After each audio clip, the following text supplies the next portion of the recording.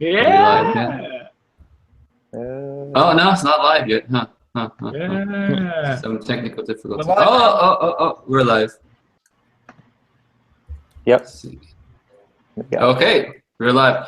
Oh no, it's not live yet. Huh? So wait, I heard feedback. Oh God! Oh no! I'm I'm live. so sorry, It's good. everyone. Okay, No, quick thing. we good. This is going to be a, guys. Quick thing. This will be a turbulent stream, so let's have each of us try not to interrupt each other with 6 of us on, like for real. And with that, and as a result, we could have an extended stream with this. I'm gonna keep this like short. I'll cut out some questions. You have an action-packed show, so keep it tight. Yeah. So guys, see who's all watching. Hey, I don't know how to pronounce his name. Lima, J Lima. Joel Lima. Yeah, he's always on. So all right, guys. Hey everyone, Timmy here, back again with the Team Top 5 live stream. This is number 13, right? I lost count. Yeah, I lost count. Dude, I can't believe like it's number 13. It's been over what? 3 months. 3 months. Yeah, since we did the first live stream. That's pretty crazy. So guys, here today in the stream we have the biggest cast ever. We have Bradley from TRIPLEINC, of course. We have George from the UK, J-ROYL from Canada, and it's also Manny from the dungeon. No, he's also from Canada. And we have TM sent a special guest for today, aka Mr. 8-year-old. I will gladly accept all of the age jokes from Bradley's shoulders. Thank you. Round of applause for that, please. Watch out. Thank you. All right, guys. So let's start off with scent of the day. So today I'm wearing Bond number 9's Bleecker Street. I was feeling it today. You know, I don't feel those days often, but I was feeling it today. Cool. Fresh. I like it. My scent of the day was Every Storm a Serenade from Imaginary Authors. Keeping it fresh, living up to my name. Too fresh, of course. Too fresh. Nice one. It worked good for today. Yeah. It's hot. Yeah. All right, George. I decided to go old school today. I'm on this in a minute, as my good friend Manny would say. It is old school, 2007 vintage, Le Mal by Jean-Paul Gaultier. Reformulation. Spread it in the morning, still going strong. So awesome. Solid. All right, James. Oh, me, huh? Well, I got 2 for you guys. My scent of the morning / early afternoon was Aquaphor Homme Marine. Yeah. Nice.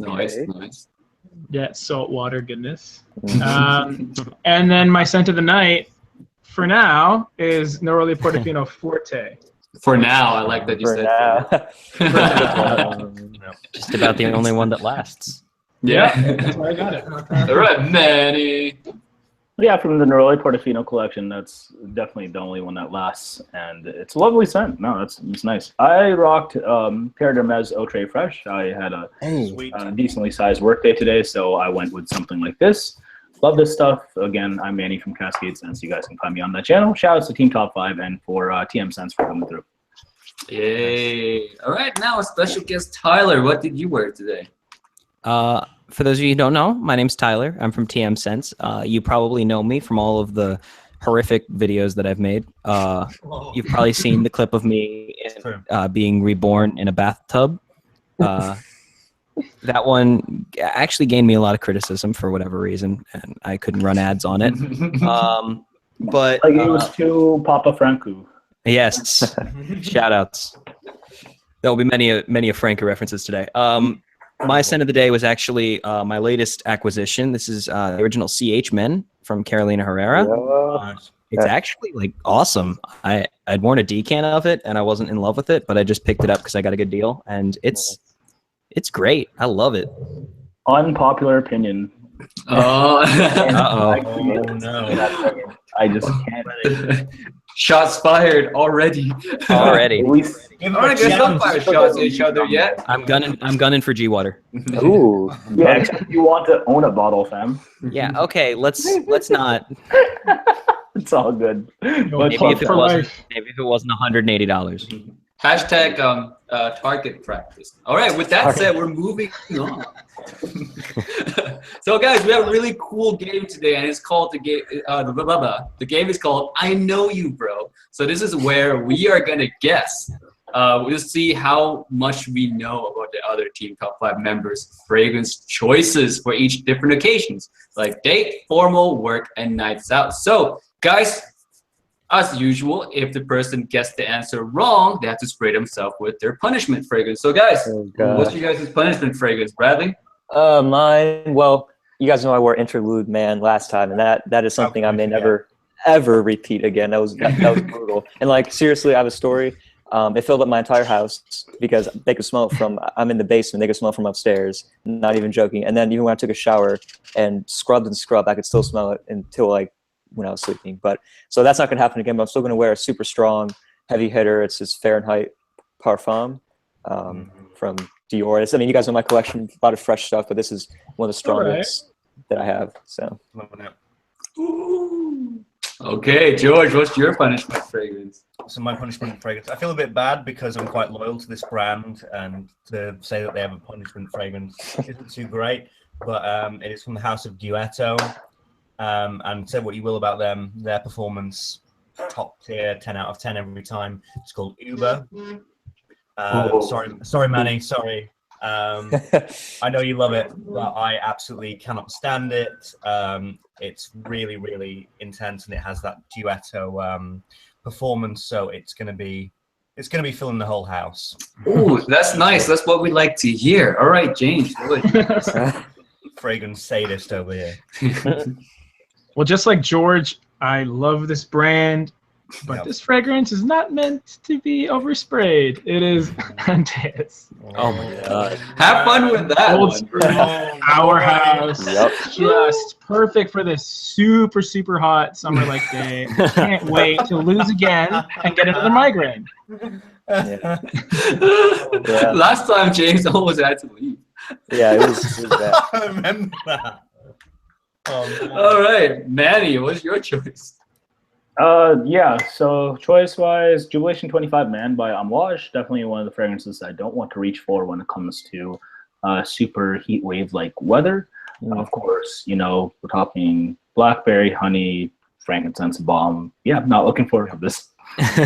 So, guys, the gist with Manny's choice is that since we all grab a super strong like fragrance, and he's on vacation, so he doesn't have that many choices. Dude, this is super strong. Stop it, man. Are you kidding? Is it as strong as, like, you know, Antaeus? It's the reform, dog. It's the reform. Is it that magnetic cap? Yeah, that magnetic cap life right there. Yeah, so, this is an OG magnetic cap. Yo, so to make this fight really fair, Manny's gonna have to spray 3 sprays for every time he gets it wrong. Yeah, nice try making me do that, Cam. Yeah, dude, we have to, man. To be fair, Amouage sprayers suck, so. Because Tyler, before you answer your choice, I'm going to show you I'm going to show everyone mine, and here's why I want Manny to spray 3 sprays for this. Because I'm spraying myself with Amber Absolute. Oh, this is a killer. This is a killer, dude. For the It's so nice, though. At least, Timmy, at least if you have like a roach problem in your house, that won't be a problem. No, I'll spray the roaches. Exactly. So Manny, you're doing 3 sprays, buddy. All right, Tyler. Golly. So I'm also a big fan of this fragrance. I actually like it more than what it is. All right. I actually like it more than the fragrance that it clones. But this is La Ucalom Pour Homme. Yeah, good choice. I really like it. The problem is, you know, on skin, it has the projection of a small atomic bomb. So this could very well be for me and my roommates.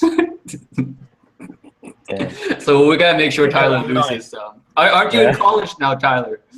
So, yeah. Aren't you in class? Yeah, baby college. Well, we're gonna make him popular in his dorm area for sure from tonight on. Definitely. So yeah, guys. With that said, let's get the game started. I did explain the rules because you guys will catch on to the rules. All right. So since I'm the host, I get to go first as usual. I like being the host. God. Who made me the host like 2 times now? Oh God. So for this one, I gotta pick on the new guy first, okay? Like, No, please. Tyler. Rookie. So what would I wear? What would I wear on a date situation between these three fragrances? Salt caramel, CH Man Privé. Yo, you have to roast the brands. Dolce & Gabbana the one. Oh yeah, Salt Caramel by Shea and Blue. Yeah. CH Man Privé or the one EDP by Dolce & Gabbana. Shoot. Which one? Oh man, that's tough. I was expecting Coco Blanc, but all time, bro. okay. Like I'm in Vegas now, you know. Okay. Salt caramel is definitely too close to the skin for a date. It's more of a cuddle fragrance, so I'm gonna have to say CH Man Privé. Oh come on, man! Dude, all these guys know. If they watch my channel, I've almost never mentioned CH Man Privé on my channel. Oh, that's the only one that like projects of that list. Almost never. Well, This is why you don't want to project as a date, because you're gonna get up close and personal anyway. I personally don't think you should project as a date, but who knows? This guy wears Mitza in the summer, so. True. Yeah, that's true. Good logic, good logic. All right, boys. Mazers, Let's see don't how. think about- Let's see how. All right, let's see how CH Men rivals with La Yucawam at the same time. Let's go. There goes first spray of the night. Have fun. Feels good, man. All right. Since he didn't get it right, we'll go in rotation. So next is Bradley. Bradley, you pick your victim, bro. All right. How about George? I I want knew it. I bloody Yeah. knew it. to. First the full list and now this. Yep. I knew it was coming. Okay. So, what would I wear? And I can choose any category, right? Yeah. Okay. What would I wear for night out? All right. What would I wear for night out?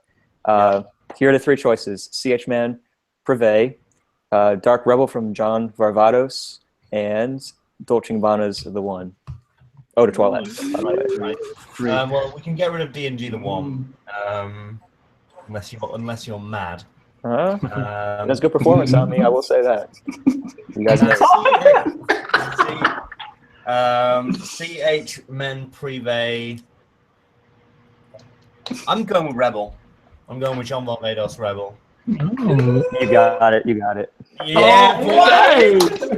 It's my bad boy in the fall leather jacket.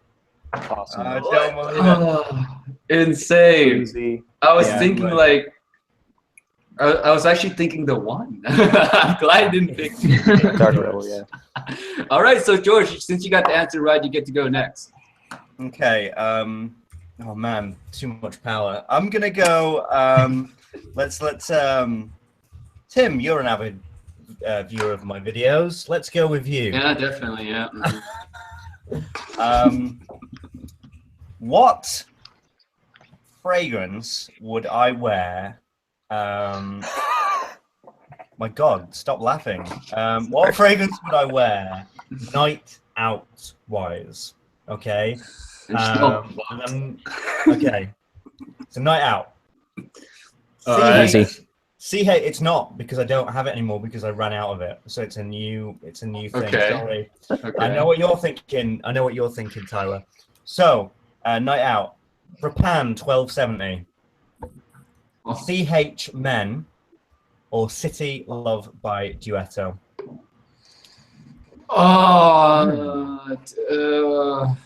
Damn it.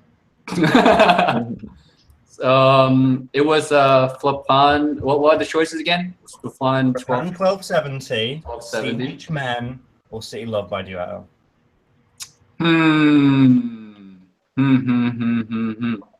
I'll have to go with City in Love. See, which one? City in Love. You've got it. Yeah. I based it off his love for Duetto. It's like, Oh, well, that's a bit of an easy one. That is a bit of an easy one. It's gonna get harder. Woo! Okay. So I'm gonna pick some other people too, just so we can get the turn going around. So James, Hey. so what would I wear? So I already did the dates. Okay. So what would I wear to work? Oh, this I don't know, is man. Work. this is tricky one between YSL L'Homme, Allure Homme Sport O Extreme, or Ooh. Prada L'Homme. Oh, Oh. Ooh, it's a tough choice. They're so basic. Well, the two L'Hommes are staples in the office, but I know you love your O Extreme, and it's fall, so it's getting a little cooler. So I would go with O Extreme. Damn it! I was thinking, I was hoping you picked like one of the two alone. You thought I was a basic bro? Nah, man. I know you, bro. I know you. That's what she said. Yeah, See, that I did is that I know you, bro. So he had to watch my channel a lot to know I love that fragrance. Mhm. So, Yeah, dude. I'm a creeper. oh, yeah, man. I was like, that's my toughest category too. Fuck. All right, so James, you get to go next. Hi, Manny. Ah. Manny, for a formal occasion, Ooh. what would this guy wear? Herod, Tabaro Millesime, Oh. Jubilation 25. No. Ooh, tough. Coincidence? I think not. Poetic. I think not. As far as what I know you have, and oh, gosh, that's super tough for formal. So you have Tabaro Millesime by Creed, Jubilation 25 Man by Amouage, and what was the first one? Answer? First one was, let me check my... Herod. Herod, Parfums Marley. For formal. I'm going to go with Tabaro Millesime by Creed. Ooh. Nice, dude. The answer is Vintage Jubilation Man. Oh! So you know what I'm going to do? I'm The going real one. to spray the non-vintage. There you go. Good lord. One spray? What? One? What? Yeah, one What full is this spray. outrage? Yo, like, check this out though. This straw of Jubilation 25 Man goes like deeper than like La Yucawam Suram, for example. So like that's why I can do this. All right, man. And you know that's true. I don't know about that, man. No, I well, don't know, man. What? Like, do we have to bro. measure straws now? Is this that kind of show? I don't know, bro. It's got You fun, do. Brian. Y'all are calling out my pimp hand. What's up? All right. So who's up? All right, so the person who's next is Tyler. Tyler, you go. Okay. So let's go with James. Hey, dude. J-ROYL. Okay. Because I'm curious. For a formal occasion, would I wear green Irish tweed, Nice. the original In the Dior fall. Homme, Yeah. or Acqua di Parma Colonia Intensa Oud? Ooh, I love that one. God. I'm going to eliminate Green Irish Tweed for the fall. Yeah. Oh, man. Tyler here is the toughest choice because we know I was very going little for about two, Tyler. but That could be really Colonia Intensa insulting. Oud is a boss. I'm going to go with my gut and go with number 2. Dior Homme? Yeah. Well, the answer is Dior Homme. Yeah. Yeah! Got it. Well done, Jen. Cool. This stuff's amazing. Yeah. Nice, Yeah. nice, nice. Good call. So Yeah. James. Okay, Thanks for bro. dude. How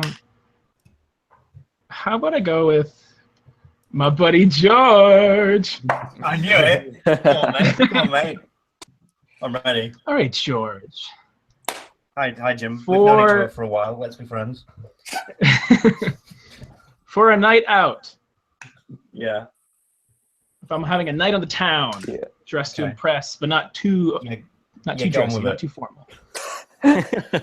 We got Jean-Paul Gaultier Ultramall, Ooh.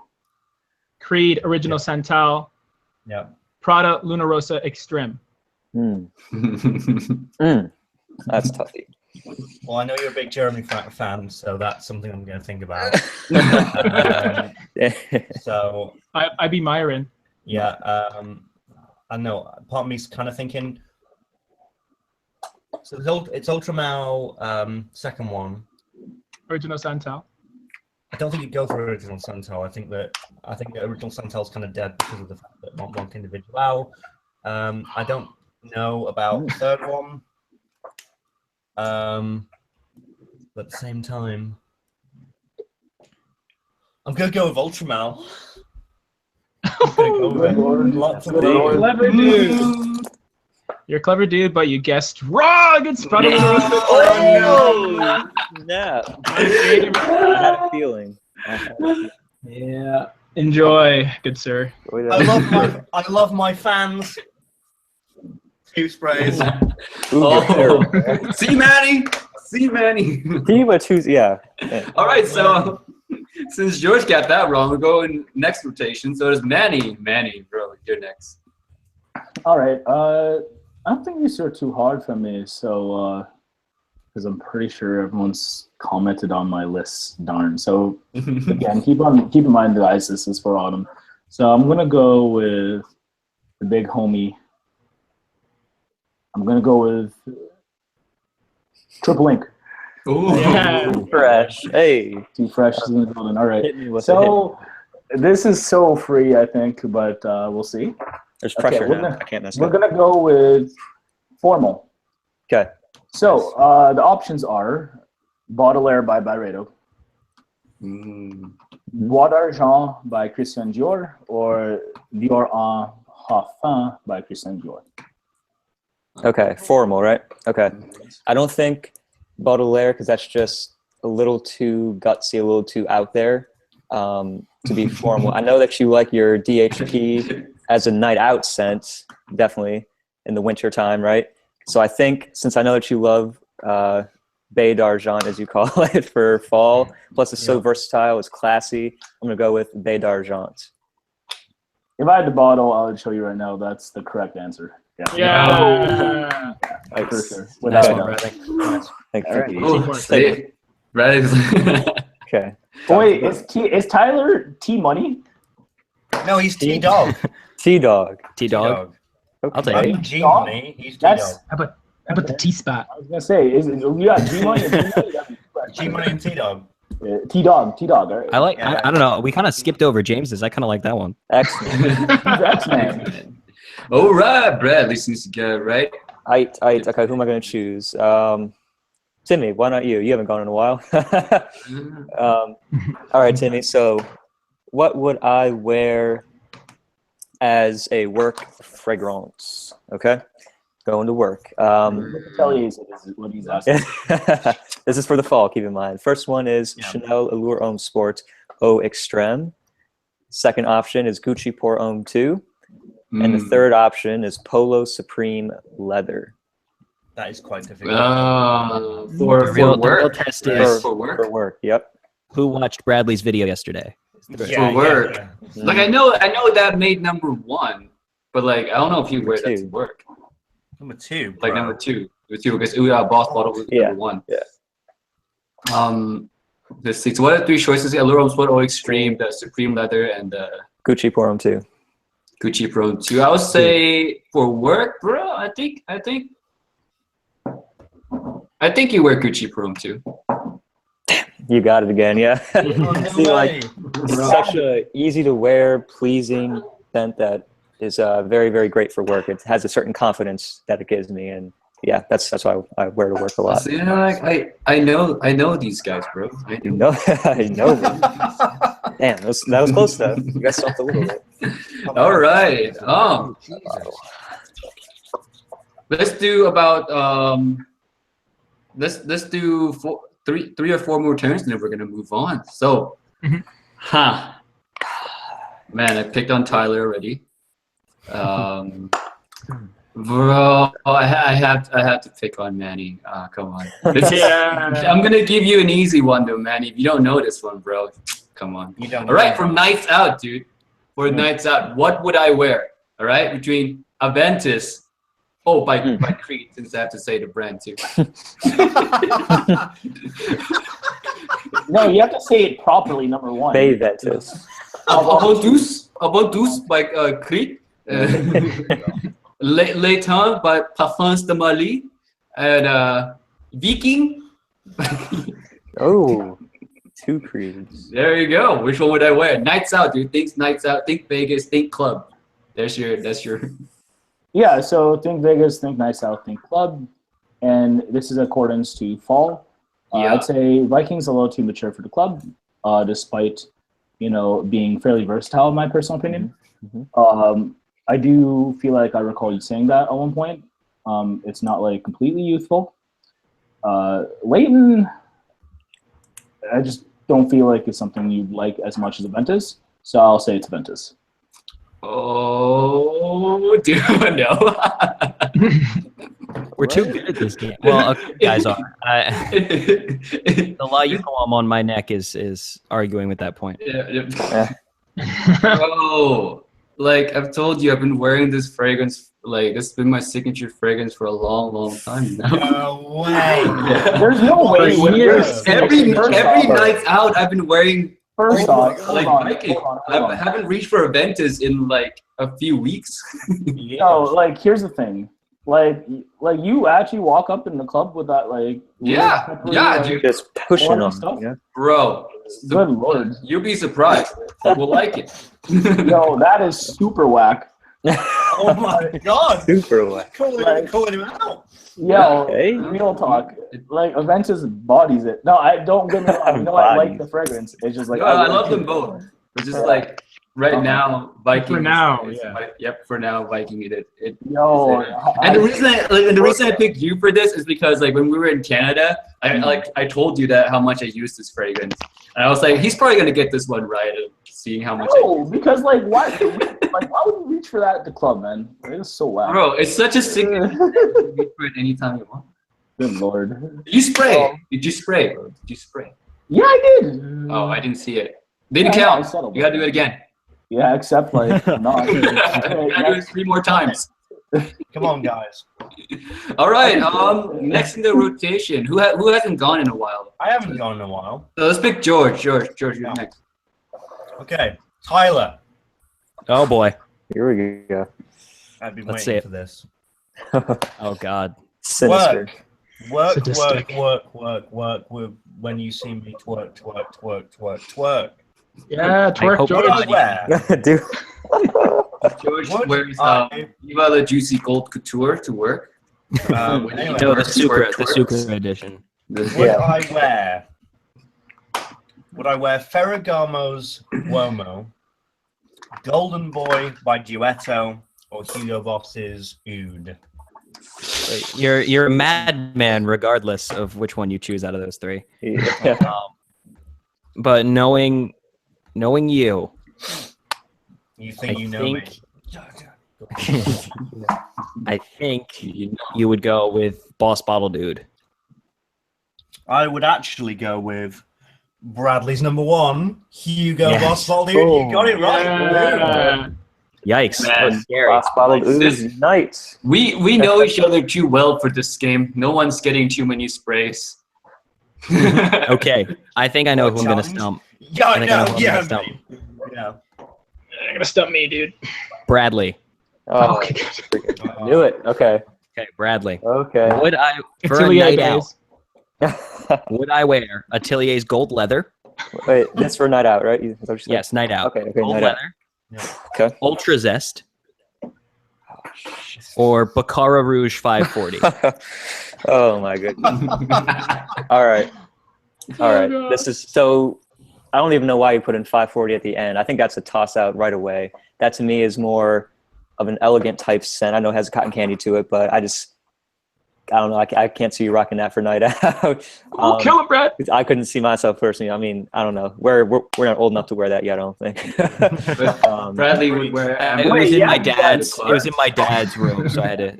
Yeah, sneak Yeah. in. Okay, so gold leather. That's an interesting one. I know you do like Atelier. You love Atelier, just as I do. That's the rum and like plum in there, I think, and it's dark. Eucalyptus. And I don't. But personally, for fall, okay, shoot, because that one was at fall really nicely. Ultra Zest is to me, I think, going to be the one I'm going to choose because it just has more of a fun nature to it, more youthful. The orange creamsicle. I'm going Ultra Zest. Well, the answer is Ultra Zest. Nicely done. Oh. Yes. Nice. Bradley, how in the world? For those of you, Just stay safe. who refuse to like get Ultra Zest because of the bottle, like you need to smell it because this stuff is the perfect night out fragrance. The It's bottle is amazing. gorgeous. It's so good. We have a few Mugler fanboys in this house too. Yeah, I had a feeling. Yeah. All right. I mean, I think someone in this stream even was gonna do like a full review on the Mugler house and then like wimped out and didn't do it. Yeah, who was that, Tyler? Who was that? I don't know. Someone probably really hot. All right, so this last round, this last turn, I'm gonna make it very interesting. And Bradley, you get the power here because you got the answer right. So we are all gonna give in one answer to Bradley's question, and if we get it wrong, we spray and then we move on. All right. So this is the last turn. So we're all gonna lock in. We're all gonna lock in our answers before Bradley announces. Timmy, this is some end game shit you're playing right now. Yeah, we gotta end strong, bro. All right, and to make it fair, you guys can't see this. Okay, you didn't see that. I'm putting this bottle on this side so you guys know, because my collection's right here. We play that really quickly. Yep. Reaching for it on this side, okay? It's the only bottle, okay? So, for a date, right? For a date in the fall, here are my 3 options, and this could be like a massacre right here. Okay. Okay, the 3 options are Atelier Cologne's Santal Carmen. Second option, Dior Homme. Third option, Montserrat Cedrat Boisé. Okay, so how we're gonna do this? We're gonna do George first. Okay, George, please lock in your answer. Montserrat Cedrat Boisé, locked.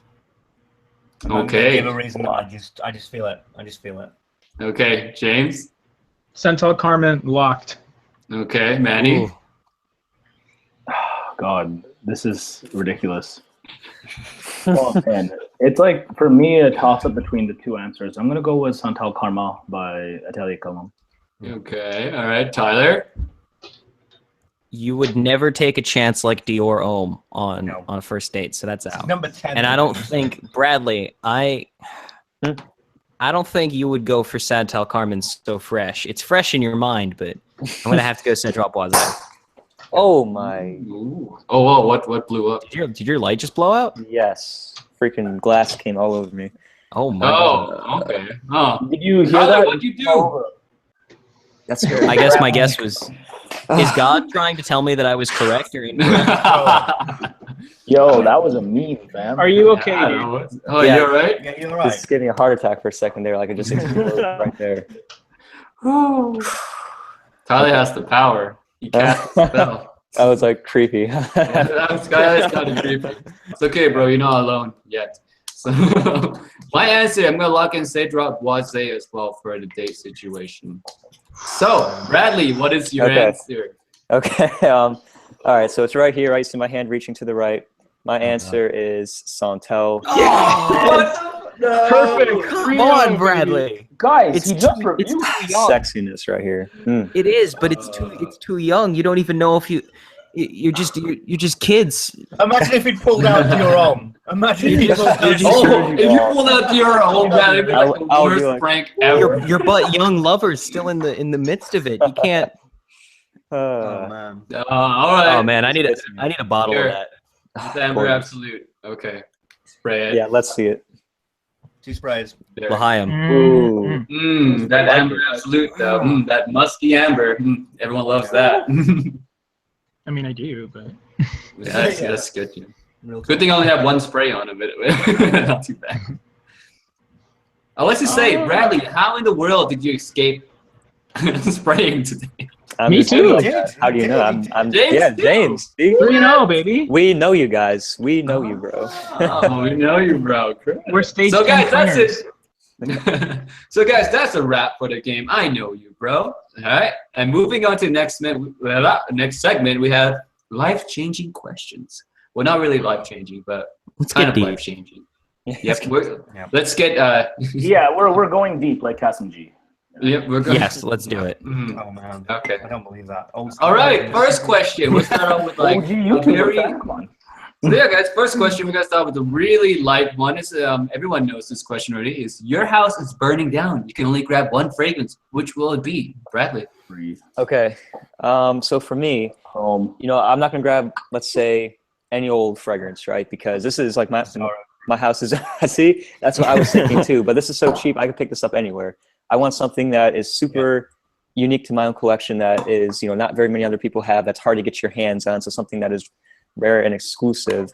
And for me, hands down, not even a question. It's my vintage bottle of Mitsa.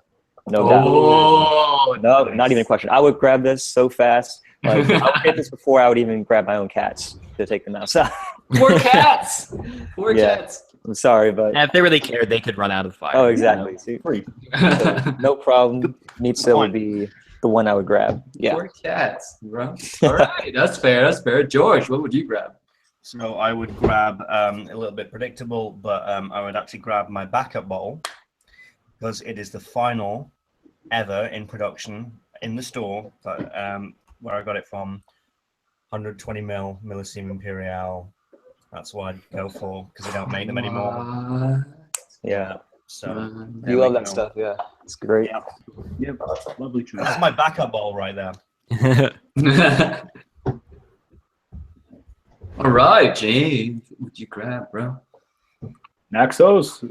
Naxos? Close. Tell us which Zerjoff would you You'll be looking at the Naxos and Renaissance and be like, what the fuck? Which one? Actually, 1851 boys. 15x21, baby. Oh, Wow, really? Yeah. Yeah. You know, you can just get it at the Costco around the corner. Not this batch. nah. Me and Bradley's Hashtag eyes batch rolling in the hype. back of our head. So, Yo, hashtag batch hype boys. Bad shot. Can I commit career suicide right now and say that I don't like Aventus? You just lost 1,000 subscribers. Yeah. There it goes. All 1,000 of my subscribers are gone. You're gonna get demonetized. Bradley, I think that's They why you're getting demonetized, bro. You said you don't like Savage and Aventus. Yeah. They haven't dropped that quickly. Dude. Since I stopped making videos for 6 months. that's it right there. We've all been That's there. it. That's it, Been bro. there. All right, Manny, what would you grab? Your house is on fire. Yeah, house is on fire. If you want to grab anything, just with the thought of not being able to replenish my collection ASAP, I'd probably reach for my favorite one. Definitely G Water by Rado. No Didn't see question. that. Disgusting. No. Yeah. So like you guys saw that coming, but you moved the question regardless. So I'm answering it next. Fair enough. Manny, you know the do you know the train track problem, like the philosophical thing where it's like you can save the 2 tracks? You know what I'm talking about? If Jerome Epinette was on one and the idea of Gypsy Water was on the other, which one would you save? I would save Jerome Epinette. But he'll never make Gypsy Water. Yeah, but it'll make The idea will never frickin- come to him. Well, here's the thing. He made Santal Carmel, which would be a good enough choice for me too. Oh. Yeah.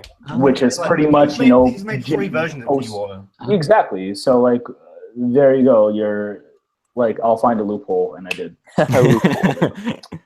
Good. Shout out. All right, Tyler, what would you choose if your house is on fire? Okay, so this is assuming that like you can't buy any more fragrances after the house is burned down, right? Or you can't. No. It's just like an immediate thought. What would you grab? Immediate. If Okay. your house is like on fire right now. Immediate one I would grab, Bradley. This is for you, buddy. I'd grab Pomelo Paradis. Because this one is not only, I think, gorgeous and like perfect. It's also very sentimental to me. It's like what I wear to dates now. It was actually the date scent that I wrote down because it's my girlfriend's favorite fragrance. She loves it, and it also was it was my present from my mom that I got the day before I graduated from high school. Hey, congrats, bro. So it was kind of like signifying. Is that 100 mil you got? It was pretty dope. Like it's a great fragrance. I love it, and it holds a lot of sentimental value. It doesn't last very long. But it's a great 3 hours. Oh yeah, I mean it's it's like me. It doesn't last long, but oh, You need both, dude. yeah. What has this turned into? I don't know what your problem is. Oh, jeez. Mom, if you're watching this, I'm so sorry. Shout out to Tyler's mom. Let's not do that. Yeah. All right. So my fragrance of choice is if my house was on fire. It's the one with the most. Ooh. Creed Viking. Oh, I'll have to Why go not with again? my own fragrance, Too Good to Tell, because it's now sold out. Ooh. I had to grab that. It Yeah, has too many snatch that. sentimental value to me. I had to Yeah. grab it. So Too Good to Tell by the House of Nature. Yep. Standard. Yeah. I want to. Very nice. I never thought I could wear like a Black Orchid type fragrance in the summer, but then Too Good to Tell came out, so A lot of people say that. it's nice. Very nice. All right. Next, we're moving on to best and worst designer release 2017. So, okay, guys. 2017 is not the greatest year for designer fragrances, or fragrances. No. Like or I think fragrances in general. Like 2017 has just been a weird year. So Your fragrance came out this year and it's awesome. yeah, that's the only good. No, I'm kidding. So Bradley, preach. Bradley, Yo. All right. Bradley, which one would you pick? Best release and worst release for designer. All right. So let's have a vote. Should I do best or worst first? Go best. Let's Okay, go best. first. Yo, this is like one of my super early pickups this year, and I've talked about this on almost every stream, I think, but it's still my favorite Here release. it comes. Bam, Bulgari Aqua. Oh, so BAA, Bulgari Aqua Atlantique, no doubt. Yeah. I love that. Very similar to Prada Luna Rosa Carbon. I can't talk right now. It's got a similar sort of a scent to it. You know, the kind of goes a little bit like Dior Sauvage or Versace Dylan Blue, but so damn good. It's great performance, saltiness. Yeah, just mouth. I don't know. It's awesome. So that's easily my favorite. And you guys are right. It's been a pretty weak year this year. Not a whole lot of great things coming out, unfortunately. So hopefully that will change next year. But the one that was least favorite, I actually smelled it again today and reconfirmed how much I don't like it, really, just how spineless it is. It's Yves Saint Laurent's Y. And they should have renamed it WHY question mark. Like, no, why? Why release? You know, like, why would you buy this? Why? What is this supposed to smell like? It's just a question. Like, that fragrance just to me feels unfinished. It, I don't know. It's just so bland. Doesn't do anything for me. And I wish they would have put out something a little bit more creative than that. I mean, Are you saying that O Electrique isn't the best release of the year? Correct. They released two pretty mediocre ones. Yeah. Really. Yeah. Because we've been waiting for on YSL for a while. All right, George. You know what? I'm just gonna do it, and I can't believe I'm saying this, but I don't know if it shows you how much I have grown to like it or how bad of a year it's been. Some of you know what this is. It is "We'll eat the fruit and fiber whilst sitting by the fire." My God. My favorite designer release is actually Sing the song. Band Pure XNS. Oh, Did you write? Did you write the song, George? I did write the song. Yeah, I've got an extended. That's mix, impressive. If you want the MP. Really? Tyler. Yes. Is Martin Scarelli gonna buy it if Wow. yeah. and release it? Yeah, definitely. Oh, prison. weird. Martin Shkreli like goes hard. Yeah. So no, Going Pure hard in XNS, prison. I Yep. freaking love it. Doesn't last at all. It lasts a shorter time than Tyler, but it's still. That's a feat, my boy. And my worst is a tie. Because I am repulsed by. And honestly, there are two fragrances that absolutely repulse me. First one is "Stronger with You" by Giorgio Armani. Oh, God. So boring. And the second one is it's a cool bottle, but the Lotus. Here we go again, Timmy. Eating the fruit and fiber, no campfire in sight. Puts a brand tear new in George's Lotus A eye. fragrance. The new Lotus A fragrance. Everybody smelt that? The what's it called? Eau de burnt sugar, I think it's called. Yeah, it's. I have too much Lotus A. self-respect to smell any more Lotus fragrances. Oh man, it's so. I mean, it is just absolutely awful. Yeah, It's just. It's Lotus A, Major or Majore. Yeah. Disgusting. Sick. okay. There we go. Fair. All right, James, what's your best worst? Y'all know my best. Come on. Prada L'Homme Intense. So good. So unique. They really amped up the original with that leather, made it more manly, made it more unique, and I love it. The worst, and this comes with a bit of a caveat, is Tom Ford Noir Anthracite. Ooh. Now, the thing is, I only say that because it's a designer. So designer fragrances are supposed to be somewhat accessible, somewhat, mass pleasing. Tom Ford did a classic Tom Ford move and made a crazy polarizing fragrance in Noir Anthracite, more so than any other in the Noir line. So I actually think I would enjoy it more if it was marketed as a niche, because it is kind of mature, woody, kind of interesting fragrance. Max Forte breaks through the window and says niche quality. Oh my god. I wouldn't say niche quality. It's way too flat to be niche quality. Yeah. A melange of opulent It's niche very quality linear. paid subscriptions. Again. Anyway. No, Bradley's triggered. All right. Well, I think that's my cue, boys and girls. Yeah, bye. Triggered. Absolutely triggered. Can't breathe. Oh my god. I swear, I'm not. Oh, I can't stand the term niche quality. Ugh. I'm with you there, to be honest, because that's such an ambiguous way of putting things, because niche can interpret X amount of things. Like, number one, as far as creativity, and or what, it's niche, so it has to have good ingredients or a good blend. There's how many trash quote unquote indie wannabe niche brands out there, or just niche brands in general. So niche quality is rubbish. Yeah. Rubbish. Yeah. Mm-hmm. So yeah, I think that calling Tom Ford Noir Anthracite, I think that's about as unlikely as 16,000 views and only 43 comments. But that's what I feel about that. Anyway, moving on. I opened up Pandora's box. Wait. Moving on.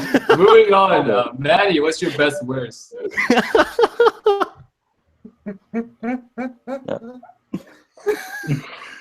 Best and worst, man. God's sake, George are keep just. it up. Tyler, we George should are have just never making- been left on this stream. Okay, so free. Okay, best and worst design release of 2017. So best without a doubt, I'm with James. Prada L'Homme Intense. When I did smell it at his place back in June, I was borderline blown away, and I'm sure James can recall that. And it's one that I have yet to pick up, but I definitely will. I think the way it does myrrh in such a a 10 years ago Prada way, I think is lovely. So I'm really on that fragrance for sure. When it comes to the worst release of 2017 designer-wise, I'd have to go with, I know it's a redundant answer, but it's just the most unnecessary release of all time, although it should have been a very necessary release for them, is Y by Yves Saint Laurent. The thing is that you wanted to step outside the bounds of the L'Homme, line of flankers, and that makes total sense because it got redundant with that line. But if you're going to start something new, you might as well not go redundant as well. I'm sure you wanted to go mass pleasing, but one that doesn't even last and or is forgettable is just a sign of the times for Yves Saint Laurent, as far as Yves Saint Laurent beauty is concerned. So yeah, definitely that. Yeah, I agree with you there. Agree, yep. Well, so why? So why? Right. Oh yeah. Also, a quick thing. The big homie Ashton Kirkland. Shout out to GENTS. He's been PMing us in our private Team Top 5 chat. He says hi to all of you guys. He will be back as soon as possible. He's still doing some home renovations. He's right now at a music festival, so you guys should wish him to be safe because he's pretty turned right now. Shout out to Ashton. He's assembling furniture while dancing his ass off. Love you, Ashton. We love you, Ashton. Catch them all. Although, Ashton, your review is La Male Essence de Parfum, and I don't know if I forgive you for that. Oh, wow. This new kid's on fire. All right, Tyler, what's your much love, Ashton. So my favorite release of the year, a bit redundant, but Prada L'Homme Intense. I don't love it like I love the original. I think it's just I think it's a little unnecessary, but compared to the rest of this year's givings, it shines like Orson Welles. So You actually think this one's unnecessary? But if we're talking, intense? yeah, to me, the first one's already pretty potent. It's a winter fall version of it, and the original is already a clone of Dior Homme Eau for men. Yeah, I would reach for so many other winter fall fragrances. yeah. I would say, but worst, I'm surprised no one has mentioned the absolute like, oh my god, like give this child up for adoption already. Uomo Casual Life. Yeah. That is yes. I don't hate it. Is that a fan of very bad? As a fan of the original Uomo, like defender of it, you will never see a greater butting of heads than me and Daver's review of it. But as far as like that Casual Life goes, they basically just loaded it with water and called it a new release. That name is so dumb too. Oh my god! And the fact that it had life. like that's like one of those things where it's like, oh yeah, Ferragamo. That's why you're not a big name. That's why your fragrance game isn't that strong. Get Olivier Polish back in Ferragamo. Yeah. Oh man, if Olivier Polish, like the thing is, like he was a freelancer and now he's locked up with Chanel, so that's the issue. Yeah, that's sad. That's sad. Miss Olivier Polish. And Let's he's hope getting Chanel a lot releases of flack. anything soon. He's getting a lot of flack for his latest fragrance. Like he's been getting busy with Chanel. He released Boy and then he released Gabrielle, both to like mediocre to really bad reviews. So he hasn't done anything hot for the brand yet. But I would say that's mostly Chanel's fault because we've seen what he's capable of. Yeah. Restricting him. Neutered. I mean, it's Chanel. Like he took the job because. Was Gucci Guilty Absolute this year too? No, that was Yes, last it year. That was last It year. was the beginning of this year. Was it? Oh, beginning of this year? That one sucks too. Yeah. I can't wear that one either. It's less insulting as a user as Uomo Casual Life, but man, that stuff is just. I think it was because of the smells like timing. Like if it was smells like I'm released, about to get a like, shot. in October, it would have I don't been think it's fine awful. because it's really good for cold weather. Also, Yeah, I can see that. Yeah.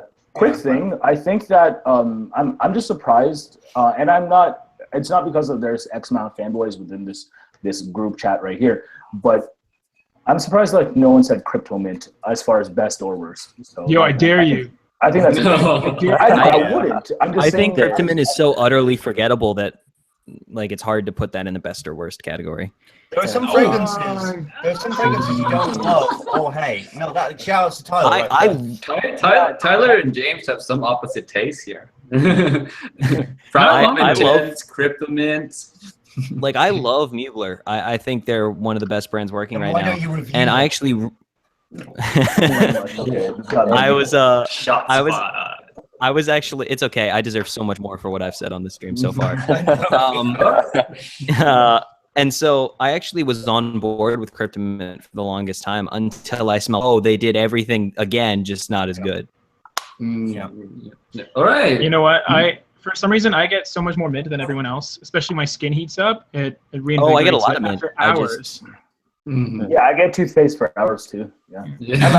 Well, the biggest complaint is like the mint, disappears after 20 minutes. Yeah. The I fact get that a some lot people are more. saying that is it's a skin chemistry issue. It's not like skin chemistry and conditions wise wherever you live. Like for real, like for someone like myself who has like this acidic Asian skin type, like I'm getting very, very much the sweetest elements out of that fragrance, including a sweet, spearmint style, if anything, rather than a very maybe sharper peppermint, if anything, which I don't get. So, I second Manny. anyone- I get the same thing. I feel like regardless of if you like or dislike Cryptomint, I don't think anyone wanted it. Like when it was announced, I think everyone was like, "Oh, that's." What are we doing next? What's it going to be? Where's my pure vanilla? Where's Where's pure my pure amber? oud? Can we Pure please get oud. pure Yeah. amber? No, we need pure musk. Well, I mean, here's the thing, because like for Mugler fragrance, Well, they might. Let Manny speak there. Yeah, real talk. Like, oh god, I really shouldn't say much because when I made the open letter to Mugler video, they actually responded. And I know I actually know that I mentioned this to a couple people within this chat. I might know a thing or two, but I'll just say Pure tea confirmed. You may not expect what they're gonna do next year. Pure bergamot. That's good. Bradley's waiting for that. They're actually going to take a break and stop. That's the big All right. That's the least likely thing, and who knows? Who knows? They might drop something fire this week. Angel. All right, guys. With that said, Somebody's channel. With that said, we're gonna move on to the niche now. All right. So now is the best worst for the niche category. Can't wait to get even I neater. think he's been killing it. Like, All right. free. Bradley. Just get some Shoot. water very quick. All right, wait. Mike, get some water. Yeah. Sure. Right, go back. Thanks. All right, someone else go real quick. I forgot that we were doing niche too. I need to think of one. Okay, so let's do James. James, you first with the niche. Oh, let me. Okay. Because you know I'm prepared, right? Yeah, I'm definitely. Okay, so for my best niche release, I haven't actually smelt this. However, everything that I've heard about it, it's right up my alley, and I'm extremely excited to pick it up. Beach Hut Man by Amouage. You're the only one allowed to answer like this because you're the blind buy king. Yeah. And I will blind buy it. Yeah. Don't worry. I love Amouage, and I love how it's an easy to wear Amouage apparently, because I already got the stanky ones, so I need something. I can't be the So only I'm one. very excited to try it. I can't be the only one that hates that name, right? Yeah, that's weird. Oh, it's the name's stupid, but the Beach Hut Man. presentation's Let's be real. Amouage is taking a creative direction in regards to let's appeal to Westerners as much as possible right now. I think this right here, Julius 25 Man, is a great bridging the gap between West and East as far as like Westerners find this acceptable, but it's definitely like a Middle Eastern fragrance. But like the releases lately, barring Myths Man, are very Westernized. Myths, man. What a laugh. Yeah. I've only actually smelled Reflection Man. Okay. That's fair. All right. Good. Cool. And my worst niche release, for me, this was the most disappointing. And it's another Tom Ford, and it's Oud Wood Intense. Tense, yeah.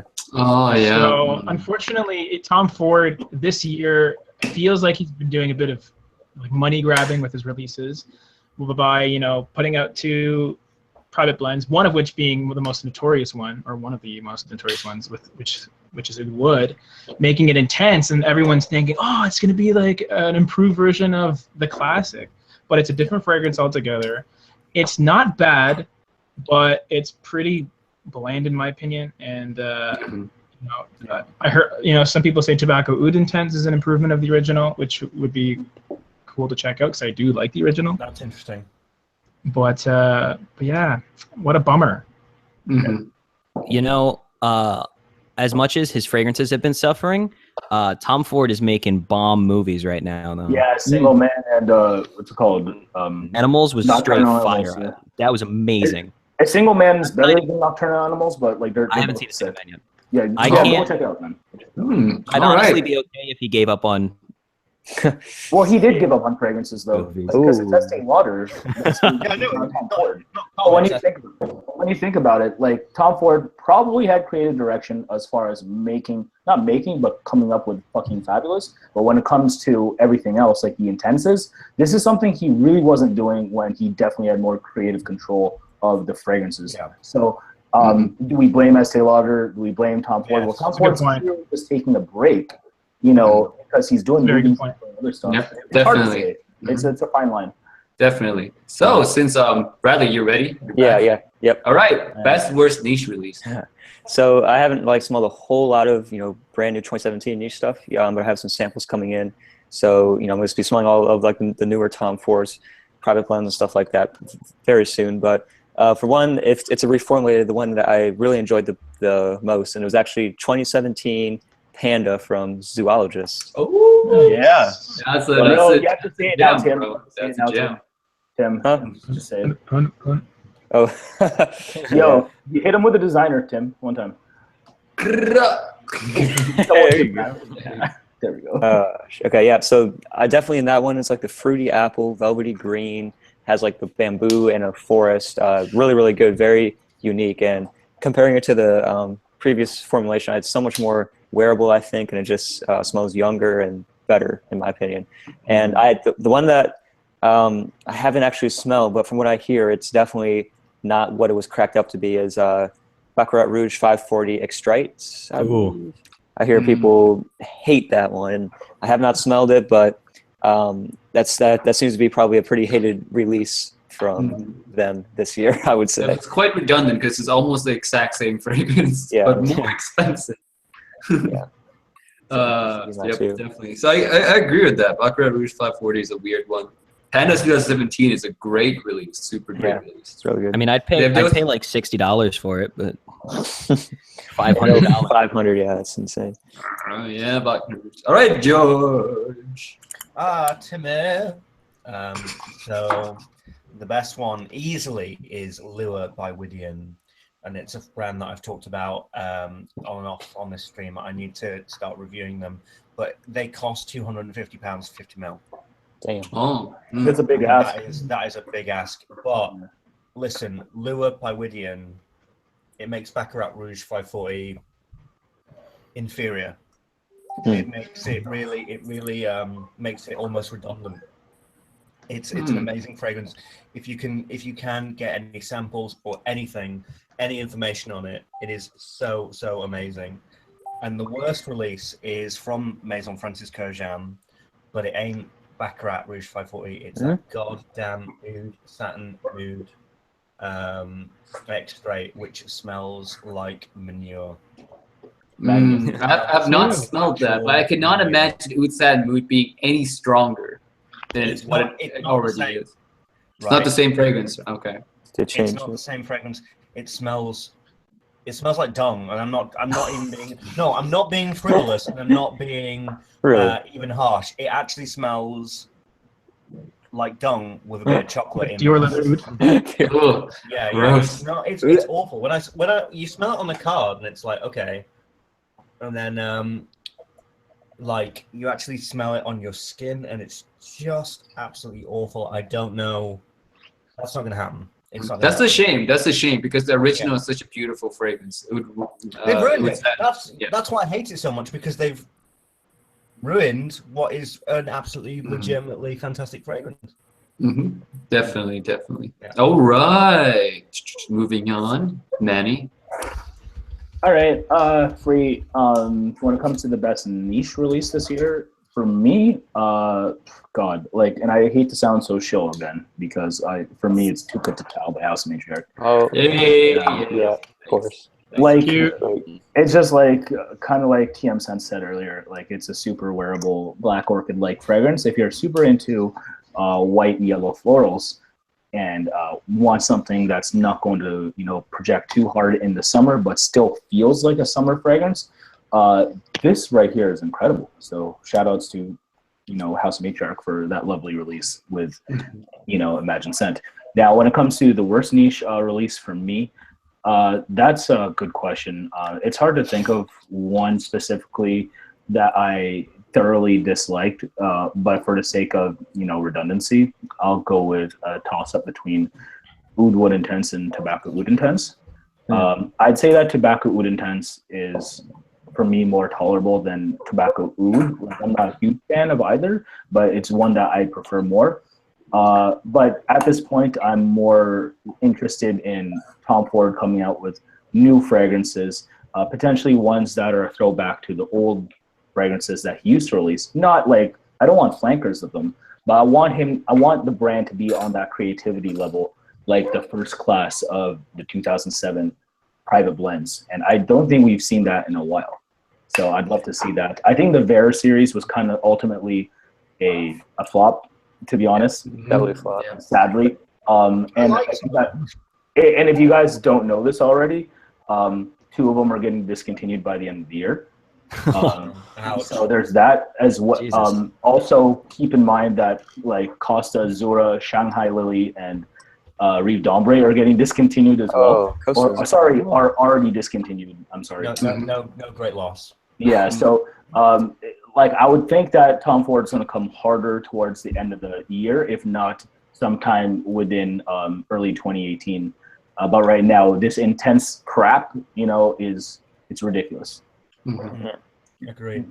I just hope they don't like end up getting rid of all their avant-garde stuff. Like Shanghai Lily was a pretty it's personal taste type of fragrance. I understand. Yeah. Like hopefully they don't get rid of stuff like Plum Japonais and stuff like that. Okay, short answer, they're getting rid of the stuff that aren't selling the most. Yeah, that's the thing. But that makes those are the fragrances that makes the line so unique and interesting in the first place.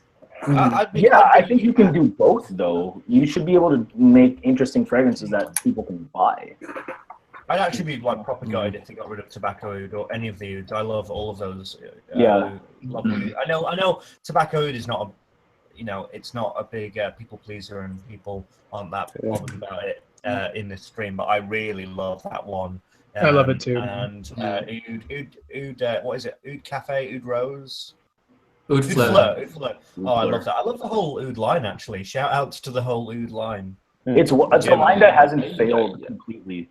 You know, like you take a look at like, for example, the line that Cafe Rose is in, like it's the only one still left. With the line that White Suede was in, it's the only one still left. Like it's insane how they're coming out with these new lines and you just aren't doing shit. You know, so we'll see. Who knows? All right. Tyler, best worst niche. All right, so you're going to see me at a very rare kind of emotional state, which is positive. So this is the latest Atelier. Some of you have heard me. I actually have a review coming out a few days, probably tomorrow. This is Cafe Tuberosa. Hey, good. This stuff is amazing. Oh my God. Like, as soon as I smelled this, I'm a big believer in, like, you have to test something out for at least, like, a week or so before you make a full purchase. This was a full MSRP purchase from Sephora after one, which I never do. So this stuff is, the only way I can properly paint a picture to you is, coffee is a note in fragrances that usually doesn't get, isn't usually well done. Yeah, agreed. I feel like typically it is more a feeling than the actual smell of coffee. It's New Harlem and Pure Tonka don't smell like coffee, but they have a coffee feel to them. Now they're just pure coffee. That doesn't even have a coffee feel. Yeah, you mentioned that coffee. It is actually like dark roast coffee as soon as you spray it on, which is amazing. It's the most authentic coffee smell I've smelled. And you smell Espresso Royale, Tyler? Not yet. I need to smell that one too. Yo, how's the tuberose on it? Like, you get a lot of it? That's the thing. I was nervous that I hate tuberose personally. Yeah. You guys suck. That it was going to be too indolic, but it actually comes off smelling like dark roast coffee, but the creamer in the coffee is Amouage Reflection Man. Wow. And that's what's amazing is like it's like the dark roast coffee has cream in it. The cream is Reflection Man. That sounds really nice. Yo, right? You got me really interested to try that because like if it's got the Atelier quality, because you know how they do their quality realistic. Like it has the Atelier quality. Realistic coffee beans. Here comes the dick riding. Excited for this. Me and Bradley are going to start our own live stream called Atelier Boys, and we're just going to. You gotta add Evan on that too. That fragrance. You have to do Atelier Boys with a Z and like start a separort channel. The at symbol at Atelier Boys. Yeah. That's so hard. Yeah. As for my least favorite niche of the year, this one is probably going to be the most brutal I've been yet. So this is from a well-regarded house, and I cannot believe they released something well below their standards like this.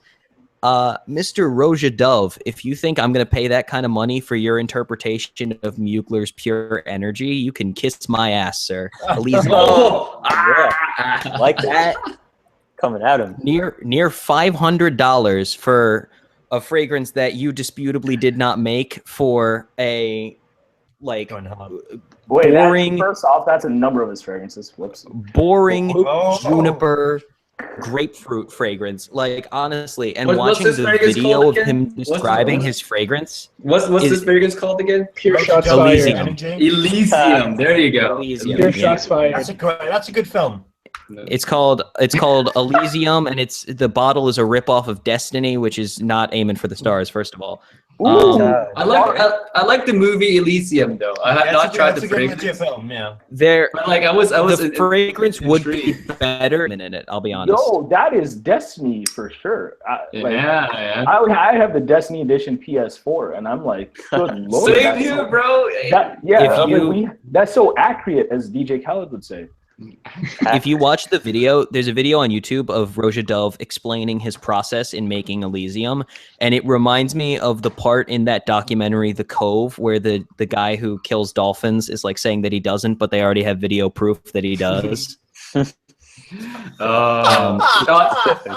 Shots, extreme shots fired today at Mr. Like- Roja Dove. like what is it, like $600 for that? Like, oh my god. Yeah, Roja Dove is known to be a brand that's just it's a luxury brand, you know, like when you're buying luxury item, you pay a lot of money for the brand name, like essentially. So like yeah, they're really known for that. Their scents, however, is some are good, some are questionable. But I've not tried Elysium, so I can put it in my. It's so thoughts on blah and nothing. Yeah. It's design. It's That's what- crappy that's what- designer level. That's what I heard from like some people as well. So I'm looking forward to actually smell it because I'm still intrigued by the name. So with that said, let's move on to our secret segment that Tyler doesn't know about. Yay! Oh dear God. Secret segment. Secret Tyler segment. doesn't- This segment Is this an intervention? no. This segment is Stop called. calling out YouTubers. This segment is called "Sent 30-Year-Old Tyler." Yep. So, Oh boy. So imagine 30-year-old Tyler, because you know he's 8 right now. Imagine him when he's Calm down. 30. What would he be wearing? All right, Bradley. Okay. So Tyler, As I know- angry as I am, I don't think I'll make it to 30. What? Yeah. Oh, Oh, morbid. All right. Max So. White, a bit after this stream. Oh, Oh God, no! Please, it was. yeah. So I know you love your Pomelo Paradise, right? But it just doesn't last, right? It doesn't last as you put it. Yeah. But you love the grapefruit in there. So here's a grapefruit fragrance that goes a little bit different direction, right? By this time, just imagine yourself sitting back, drinking a nice champagne as you enjoy life in your 30s. It's going to be Remarkable People from Tat Libre d'Orange. It's got nice. grapefruit in the opening, which I know you like, but Yeah. imagine that I need mixed to try with that one. yeah, fizzy, sparkling champagne, just stunning opening. And then the dry down has the cardamom, I believe, ladanum, and some like muskiness. Oh, amazing. So I could definitely see you in your 30s just chilling out, drinking some champagne, rocking this, loving life. Yeah. Yeah, that's such a good fragrance. You do have to. That's try on that my out. Scentbird. Yes, that's how I discovered Oh. you through Scentbird. Semper, you gotta pay us for the plugs in this live stream. Well, I actually, Oh, man, as that's cynical as I can be about things like that, Scentbird, I very much stand by. Yeah, They could use a few more niche, like maybe if they got some Killian, that'd be pretty sweet. Yeah, that would be. All right, George, send 30-year-old Tyler. So when in the future, when Tyler is 30, in 22 years from now, he will have discovered this beautiful fragrance. I think he will have discovered probably the beautiful house known as Slumber House. ooh. It's closer to him than it is to you. Yeah, it's true. Yeah, keep talking. And Miracle. he'll probably Muraku. And I think that he will discover Slumber House, and I think that actually he will grow to really love and appreciate Jeek. Oh, Wow, I haven't heard of that one. I can imagine Tyler Keist, could yeah. actually no, not Keist, Jeek. Yep. J-E. That's a good one Yep. too. That's a good Yeah. one. Nice one. Yeah. Yeah, I think you could get that. James. Jim Boy. Tyler, when you're 30, you're still going to be wearing Creed for kids. Oh, Damn. Shots fired. Oh, Yikes! Fired. That apple lavender, I'll take it.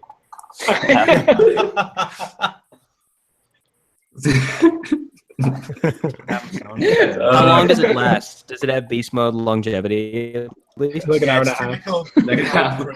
Just watch Ashton's review on that. I think it'll sum it up pretty Yeah, good. actually, I think Ashton is the only one who reviewed it, right? Creeds for Kids. Yeah, that's To be fine. fair, Ashton's reviewed like everything. Yeah. That I love that video because the entire time he looks like he just wants to die while he's reviewing it. That was a good video, yeah. All right. Manny sent him 30-year-old Tyler. 30-year-old Tyler, I think at this point will be able to.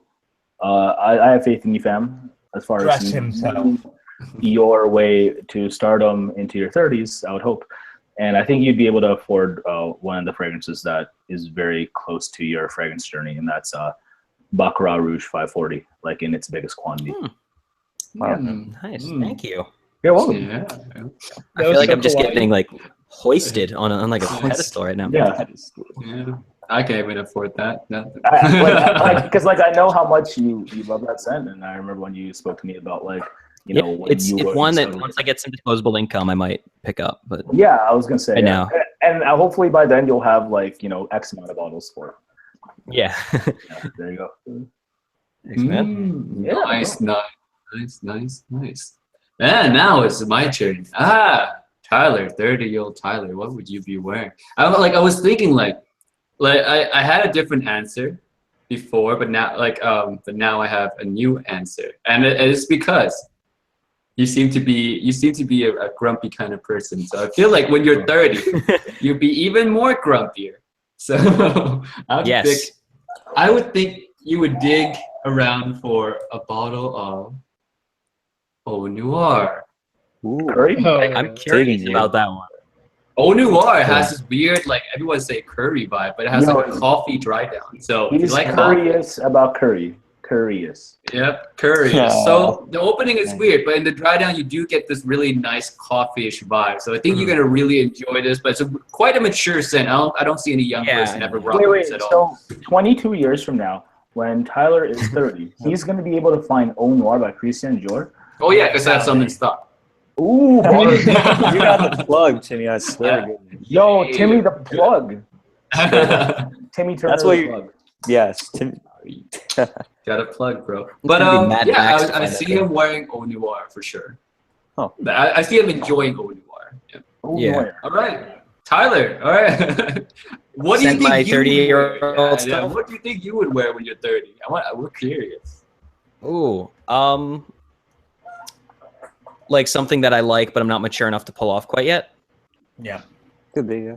Or whatever you Or whatever I want. Okay, I'd like to think when I'm 30, I will have. Well, I'm on the fast track to a midlife crisis at that point, so Brilliant. I'll need I love it. something. I could go with like Valentino Uomo, which is the midlife crisis fragrance, as George deemed it. Congratulations. I think though I would. What would I go with? I'd like to think I'd be rocking like the original Colonia. Yeah. That one, I feel like. Bomb. Well, my goal, my life, I got into fragrances as a kind of the way it all started was with wet shaving. I don't know if anyone here's a wet shaver, but it's awesome. Sure. I use But sandpaper, so. the way I got into it, though, if anyone remembers a little movie called Kingsman: The Secret Service. Right. When that came out, I saw that the weekend it came out, not really expecting anything, and I love that movie dearly. So that definitely, Matthew Vaughn is one of my biggest inspirations as a filmmaker, just because of how the man handles action. I mean, if anyone's seen Layer Cake, that stuff's amazing. But one of the But I understand why people like him, but I understand why people like him. Yeah. He is action. Anyone see Kingsman 2 yet? No. heard it's a No, letdown. I actually want to. heard it's a Don't huge let the letdown. reviews don't let the reviews dissuade you, because I saw it. I am incredibly hypercritical of movies, and I honestly don't understand why it got so much hate. Too much But that's neither here exposition. nor there. Well, people are expecting there's more expectation now. The I'll be honest, the biggest letdown is the character that you think you want to see in this movie, you're going into because you saw him on the poster and you're like, I want to see this, is the worst part of the movie. So that's a shame. I think you all know who I'm talking about there. Sure. I see. But that Kingsman kind of changed my viewpoint on those kinds of things. So I'd like to think that by the time I am getting up there, I'll have reached some sort of rank of class or something like that. So to me, the original Colonia is that. All right. Classic. Great. All right, guys. How was that segment, Tyler? As a surprise, you like that? I loved it. It took me on a journey. I was thinking, guys, like every time we have a special guest on, whoever's the host have to come up with like a secret segment for our guests. That'd be kind of fun. All right, last segment of today, guys. Before the Q&A, we're doing Battle Week. All right, so the battle between two different fragrances. I'll name them right now. The first pair is the Battle of the L'Homme, Prada L'Homme versus YSL L'Homme. And guys, keep in mind, we're gonna try to keep your answer really short because we're hitting the 1 hour and a half mark already. And we have 6 people. So, Bradley, Prada L'Homme or YSL L'Homme? So you mean YSL L'Homme versus Dior Homme O is what you basically mean, right? Yeah. So like, to me, this is a no-brainer. Just go with L'Homme. YSL L'Homme. This to me, so much more unique.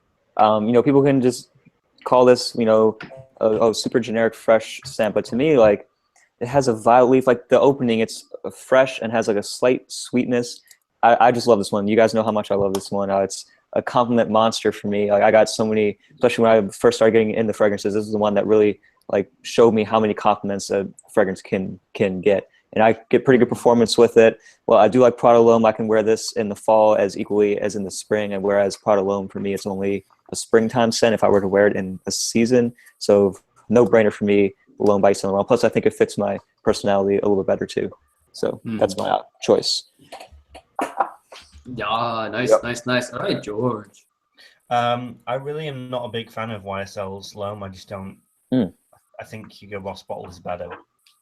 I just find it too bland. I just don't. So I would go with Prada. So which person said that Prada L'Homme is a rip-off or a clone of Dior Homme O? Everyone. Everyone. It is straight up. It's not. It's not. What? It's besides that. I don't get that. I don't get that because to me, Dior Homme O is sugary and sort of invigorating and designer, and Prada L'Homme is like bed sheets and cleanliness and soap. So for me, it'd be Prada L'Homme. I think there was a difference to me, quite a big one. There's a difference for sure, but yeah, similarities too. All right, nice. James. Just like my boy Jeremy Fragrance once said, if I had to pick fragrance to bathe in, it would be YSL L'Homme. Yeah, that's not a bad impersonation. Why you hear? Been practicing. So YSL L'Homme, it's a classic for me. It was unique when it came out, so I have to give it credit for what it is. Performance obviously isn't great, but you know what? YOLO, dude. So, I think it's great. I think it stands the test of time, and every time I revisit it, I really remember why I love it so much. It's one of those fragrances that you can forget about quite easily until you actually put it on again, and you get to relive the glory days of however many years it was released ago. Definitely, I agree with that. Definitely. Right, Manny. Prada L'Homme or YSL L'Homme? Yeah, there's like a strikingly similarity between Dior Homme O for men and Prada L'Homme as far as their like really masculine fresh take on iris. Here's the thing, for me, since there's X amount of ways that I could go in the iris direction, I'm a big iris fan outside of the Dior Homme line. It's funny, some people are like, oh, I love iris, and like can only name 2 Dior Homme fragrances. And like that's most fraudulent I love iris ever. But like real talk, like as far as just that style, like I feel like there's a number of ways you can go with. So it's kind of like, as much as I like Prada L'Homme, and as a result it has made Prada L'Homme intense, I could just do without Prada L'Homme and go with YSL's L'Homme. I think it wrote the book on generic with L'Homme. which I think is really cool. And just like James said, every time you do revisit it, it's just like hard not to ignore how awesome it was for its time. Has it been eclipsed by other things? Without a doubt. But yeah, free Lum by YSL all day. A lot of lum love, a lot of lums. I expected, you know, it's lum versus lum, so all the answers have to be lum. Yeah. All right, another YSL lum. Okay, Tyler, what do you think? To me, I thought this was going to be a sweet, but Prada L'Homme any day. To me, I'll keep it brief, but to me, YSL's L'Homme is just a little too boring, I think. While I would classify Prada L'Homme as... He's 8, so he's more used to before Prada your L'Homme. time, Yeah, it's before his time. On it, to be honest. I would say, to me, I don't need L'Homme because I have L'Homme Ultime, which I think is L'Homme but more interesting. The best fragrance ever. It's nice. I wish it lasted longer on me, but it's nice. So I'm gonna go Prada L'Homme. Prada L'Homme, nice. Okay. For me, guys, is a weird toss up because I've recently just acquired YSL L'Homme, and it was a birthday gift to me from a friend. Oh. And like I never really gave it much thought because I always just smelled it at the Sephora, and I didn't really care too much about it until I started wearing it. Yeah. And once I started wearing it, I was like, this is such an amazing fragrance. And I was like, oh man, Prada L'Homme is great too. I like Prada L'Homme a lot. But for this case, I have to go with YSL L'Homme as the better choice for me. So was that 4-2? 4-2?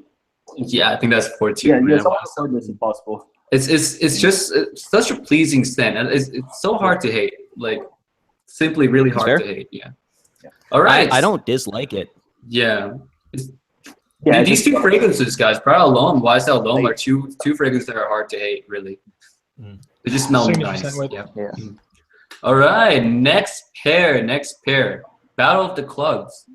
Yep. Armani Code Profumo versus Ultramar, the Jean Paul Gaultier. Yep. Now, I'm not super keen on either one of them. Especially Ultramar, it's too sugary sweet, kind of gives me a headache a little bit.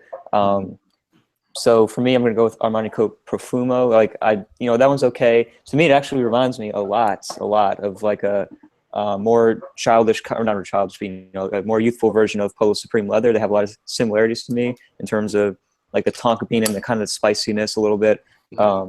But definitely for me would be that one. I think it's a great winter kind of scent, fall. And if you like to go out to the clubs a lot and do all those sorts of things, I think it's definitely an attention grabber, and it has pretty good performance as well. But just not really the type of scent that I go for usually. So, but for me, I think it's definitely a little bit better than Ultramar in my opinion. So, AC Profumo is my pick. Yeah. Oh, nice. Good flanker. Yeah. The Armani Code DNA is the type of DNA that, again, it is just hard to dislike. So Armani Code Profumo is definitely a great choice too. All right, George, what do you think? Oh man, I've just quit. Back 10 years ago when you used to go to clubs. I would have quit, and I would have just used Axe body spray if I had to go with those two choices. Wow. I know Dark Temptation, man. Dark Temptation. Vintage Dark Temptation. Oh yeah. Extra. Yeah, I can't really stand either of them. But you already know about that. I'd probably just go with Armani Code Profumo. If I had a gun to my head, I absolutely hate Ultramar. Gun to my head. It's just so terrible, and Francis Kurjan or whoever made it should be absolutely ashamed of themselves and shouldn't work in the industry again. Then we wouldn't have like Aqua Universalis and stuff like that. Oh man, what a shame. What a shame. What a shame. Oh no. All right. James, what do you think? Ultramar or Code Profumo? My pick goes to the fragrance that outshone its original. Yeah, so and it's Ultramar. Yeah, I figured. Yeah. Okay, Le Mans, of course, is a classic, and I love Armani Code. It was one of my first, fragrances that I got, when I started growing my collection. I just think Profumo it's a bit redundant. There's a lot of fragrances that have a lot of similarities in my collection alone. like even 1 million Privé, and it's just I'm getting tired of that DNA, and I think although Jeremy did praise it, so I obviously should have picked it. He also praised it, and I think Ultramall Where's is that third video? Part 3. a couple weeks from now. Yeah. So Ultramall is a deviation from the original that I really liked. Performs really well. I think it's more than a club scent. It's also a very good cold weather all day scent. Just don't over apply. And yeah, it's unique and I really like it. So nice. Ultramall. Another one for Ultramall. All right, Manny. The first one for Ultramall. Ultramall. Okay, so cool story, and no one knows this except for James. But I actually acquired both these fragrances from James, so thank you. yeah. I appreciate that. Yeah, So I'm obviously a fan of both Armani Code Profumo and Ultramall by Jean-Paul Gaultier. I like both of them. That being said, Armani Code Profumo is literally Armani Code with the tonka bean trend of 2015, 2016. It's ridiculous. So to like basically think that, you know, like that was a good idea with the Armani Code, it was, but it's just like, you know, as flattering as it is, X amount of like Armani Code people are out there wearing it. It's a super popular fragrance around here. And Ultramall is a little bit more like interesting for the clubs, at least around here for us. Because like straight Tonka is like, it's pretty standard, I think, especially lately. So based on utility, I have to go with Ultramall. It performs a little bit better off of me too. And, you know, it's just for feedback wise, I get better feedback with it, mainly because Armani Code Profumo, I think, is too reminiscent of both, you know, standard Tonka scents and just some Armani Code. So Ultramall, but shout outs to Giorgio Armani as well. I actually get better feedback with Profumo, which is weird. Good for you, man. That's awesome. Nice. But I love Ultramall as a scent more. Ultramall for the win. So 2-2. 2-2. Tyler, you're gonna be the tiebreaker, huh? Yeah. I mean, Profumo or Ultramall? The trend here has been neither are preferable. If you have the option, go with Man in Black, Bulgari Man in Black. If going between the two, because that one's awesome. Man, fragrance, yep. But like with either one, if you go with Ultramall, you're stuck with kind of teenager girl perfume. If you go with Armani Code Profumo, you're stuck with Paco Rabanne brand baby powder. So you don't really get a good feel with either. But I'd go with Armani Code Profumo. To me, Armani Code Profumo is at least wearable. Like I can't wear Ultramall, and not that it's not like you can't pull it off. I'm sure. Like James, I can definitely see you pulling it off. You're also not old enough to go to the clubs. James is the Ultramall. I actually, funny story. I went to the clubs. I went clubbing for the first time earlier this week, and it was also the last time. How did you get It's overrated, right? What? It was an 18-year-old club. I hope He my mom's gonna watch in it. with Creek for Kids. Yes. No, I wore CH Men. Yeah, that's a great night out. Yeah, I don't think that's the scene for me. So maybe I'm not the one to answer this question. It's not for everyone, that's for sure. Yeah, club I would scenes. much rather read a book. Or try a lounge. Those are cool. Yeah. Yeah. Yeah, lounge. I bet I'd enjoy like a lounge. Yeah. Am I the only clubber? So sad. Oh no, I still do my clubbing. I still do my clubbing sometimes. All I right. feel like James and I have just outgrown it to a certain extent. Yeah. Yeah, Manny. Got some grandpas in the house. Yep. All right. I still go sometimes, but you know, it is what it is. All right. For me, between Ultramall and Armani Code Profumo, it's a really tough choice. I do like both of them very much. I love the original Armani Code. Like when James says one of his first fragrances, one of my first fragrances too, man. Like, and I wear that throughout college. Just like my college signature scent was Armani Code. So I love it. When Armani Code Profumo came out, I was a bit disappointed, like to be honest, because it was a little too sweet for me. But as a clubbing scent, I do like both of them. But if I had to choose one, I'll have to go with Ultramall, because I feel like Ultramall is more interesting than Armani Code Profumo is. But I do get more compliments from Armani Code Profumo than Ultramall, like definitely. That's fair. Thank God none of us So- said Versace Eros. 3-3. Number one fall list though. No one fall list. Though. Right. It's a great. Oh wow. What about Spice Bomb Extreme, yo? Yeah, All right. always. That's a good one too for the club. All right, so that's a 3-3, bro. 3-3. Wow. Everybody wins. Woo. Yeah, next pair. Since we're pressed for time, I'm gonna skip this next one, and we're gonna go right into Tobacco Vanille versus Herod. Now this has been a long drawn battle for a while. Since, there's some people are pro Tobacco Vanille, some people are pro Herod. Some people say they're different fragrances. There's a lot of opinions throwing around here. So Bradley, Yeah. what do you think? So just based on smell alone, not even taking into account price, I'll probably still go with Herod. Just because the opening of Tobacco Vanille sometimes can be a little bit much with the tobacco flowers in there, and it just kind of has like that dankness to it, if that makes sense. I mean, it dries down to a gorgeous scent. Dank memes. Yeah. What? Oh, dank memes? Yeah, of course. Yeah. Filthy Frank crawls out of the bottle. Yeah. Right. Yeah. Robin King. So for me, definitely Herod. I mean, Herod is vanilla cinnamon tobacco heaven in a bottle. It's silky smooth. Yeah, it has just the right blend. It's just very well blended scents, and that what Tobacco Vanille isn't as well blended to me in the opening. It comes off a little rough with that. And Herod is just smooth through and through, which I really like. So for me, it's gonna be Herod. Yeah. Nice choice. I just Team want Herod. this stream I like it. dank memes. Yeah. All right, George. I saw you your face there when he said Herod, so I'm guessing you're a Tobacco Vanille fan. I'm choosing Tobacco Vanille purely for those dank memes in the first few. Really? Yeah, Oh, I can't stand come that. out. Yeah. Oh no, it's brilliant. I spray it and stuff. There's freaking like the Drake meme coming out at you. Big Ben meme. Just Grande's YouTube channel. No, for real. I actually love Tobacco Vanille so much. It reminds me of Christmas so much, and I don't know.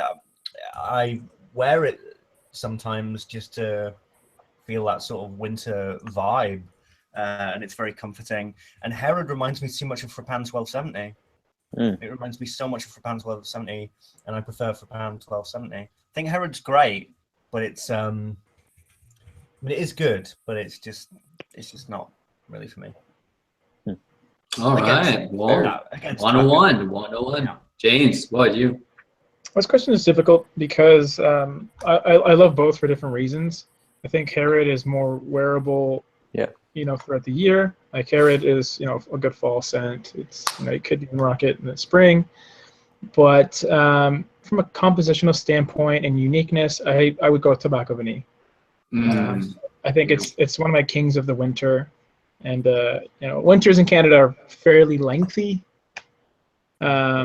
It's just, just like George said, it's evocative of that time of the year. And Herod kind of has similarities to other fragrances, while Tobacco Vanille kind of stands on its own and has for a while. And you can talk about reformulation issues and whatnot. I still think it's an excellent performer, no matter what formulation you get. And that's my choice. Sorry. All right, nice. 2-1. Manny, what do you think, bro? For me, Tobacco Vanille. Clone or Tobacco Vanille? And so for me, Tobacco Vanille is one of the fragrances from the original Tom Ford lineup that have been least affected from the Estee Lauder formulations. So I still get a very, very warm vanilla, which is nice with how aggressive the pipe tobacco is at first. Yeah. That being said, Herod, as far as price point and value, is it's so hard to argue against it. But at the end of the day, how many fragrances has it copied to make it? I'm not saying that disparagingly. It is super reminiscent of other things, Spice Bomb, Tobacco Vanille, amongst other past and present warm tobacco scents, which have been experiencing a resurgence in the last year and a half ish. So here's the thing: if I could start over again, which one would I buy based on value? Obviously Herod's better value wise, but the value is not enough for me because it just, when I smell it, I can't help but think that other things that did it originally also did it better. So yeah. I'm going to spend that cash, that, you know, $4.60 per ml tobacco vanille all day, every day. Yes. Ooh, that's 3-1. Trust me, I Where's hate my the Herod value. people at? I've gone to- Yeah. Bradley, you're all stealing. loaded. Okay, you got my back. Cool. All right. Tobacco. I get Manny's point for sure. Yeah, definitely. Right, Tyler. Herod any day. These Any day. freaking young kids coming on this. These young- You guys are outdated. You're dinosaurs. Oh! Yeah, get with the times, old man. Jazz is now. Jazz So club, as bro. much as Yeah. I appreciate, don't bring up Mason Martin, Magella. As much as I appreciate So underrated. the dank memes of tobacco vanille, you know, there's a classiness to it, there's an elegance to it, but there's also kind of an old mustiness that I don't particularly care for, and that might change with age. I mean, you know, I'm 8 years old, so my tastes are different. But for me, to me, tobacco vanille, when I smelled it, I could just, something about it, I could pick out all the notes in a very scratchy and kind of poorly balanced manner, which might be sacrilege to say, but that's just how it felt to me. Whereas Herod felt like I was smelling the consistent artistic vision of something. Oh, come on. Oh, are you Beautifully put. serious? Beautifully Yeah. Are put. you kidding Like, me? the consistent vision of like, This hey, is how someone else. Shout outs to Parfums de Marley for being a cloned house. Got him. Got him. Did anyone see what I wrote in the chat? I love Yeah, I fragrances saw that. Was, because with stuff like this, some people think. But yeah, Herod any day. Yeah. You know, and no disrespect to Tobacco Vanille for being the original, but Yeah. to me, just I think well, maybe not as authentic of a tobacco note. I just think Herod is more consistent overall. that blend, though. Yeah. Oh man, the blend. All right. So the blend 3-2. ain't that hot, boys. Come on. 3-2. For Herod, it really depends on from what angle you're trying to look at this from. Look at it from value. There's no way that tobacco vanille is beating Herod in value. But if you look at it from like, you know, originality or things like that, you could say tobacco vanille. But I have smelled tobacco vanille, and at first I didn't like it because I was still like a novice nose at the time when I smelled it. It's super harsh. When it first, it was super harsh. Yeah. But now that I've grown to appreciate tobacco vanille, but then I get to smell vintage tobacco vanille, and like, you know, like they're both great still, but the vintage one just it's so smooth. Like I compare them side by side, the vintage one lasts longer, and it's so smooth. Like it was blend better, and I was just blown away on like how much, like, to me it changed. Like I was a little disappointed that it changed that much. So to me, since I've now grown, you know, 22, I would have to go. I would go with tobacco vanille because I do appreciate it a lot more now. Yes, Yeah. I was on the edge of my seat there. Oh, they don't Oh understand my what you're talking God. I do love Herod, but like right now I do appreciate a more complex blend, like a more complex and more layered blend. So I like tobacco vanille more because of that. To be fair, Tim and I have had this conversation at least dozens of times over the past year, and I remember when he like was first more so into just straight up a warmer, consistent blend. But the fact that, you know, he's kind of evolved as far as seeing, you know, tobacco vanille as what it is, as far as the originator, and what it was and what it is now, I think is really impressive because. Like and you know, I'm not trying to throw shade at PDM for this, but real talk, like if you smell both of them for the first time, like I feel like, you know, like you smell tobacco vanille, it feels like a standalone fragrance versus Herod is just an amalgamation of things. If that makes any sense.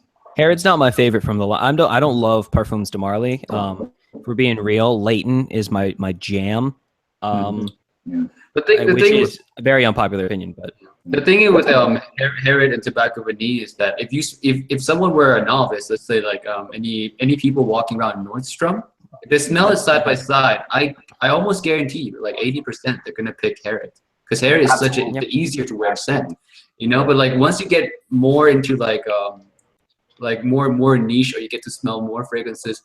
Some people might translate into tobacco vanille, you know, but that's personal taste, you know. Like for me, like I love Harriet way more than tobacco vanille at the beginning. Like Manny knows this. I was repulsed by tobacco vanille at one point in my fragrance journey. So things can change. I do love them both still. I would love to own like both of them actually. I don't think it's redundant to own both. Yeah. So with that said, basically anyone who likes Herod more is a Neanderthal and needs to evolve into a Homo sapiens sapien. Like Well, pretty much. Herod makes me think of Jay Copeland. Herod just makes me think of Jay Copeland, and his voice soothes me. So there's that. True. Oh, that's very. I changed my answer to Herod because Jay Copeland's voice. I want him to sing at my wedding. Voice. Oh yeah. I'd rather him play. I want to trumpet. narrate my life. Yeah, I want him to play a trumpet at my wedding. Sick. Can we hire him? We can hire him. Yo, press 1 in the chat if you want to see Jay Copeland on Team Top 5 live streams. He could make us a theme tune. Wait for all those ones to come in. All right, on to the next pair, guys. Okay, so let's skip this one as well. So far, we are the only ones who have commented once. Yo, give Jay Copeland some love. we got someone. Okay. Oh, yeah. we'll skip this one. The next one is let's make this the last one, and then we're gonna pick questions after this. This is the last pair. Dior Homme Intense, the right now formulation. We're not talking any old formulation. Okay.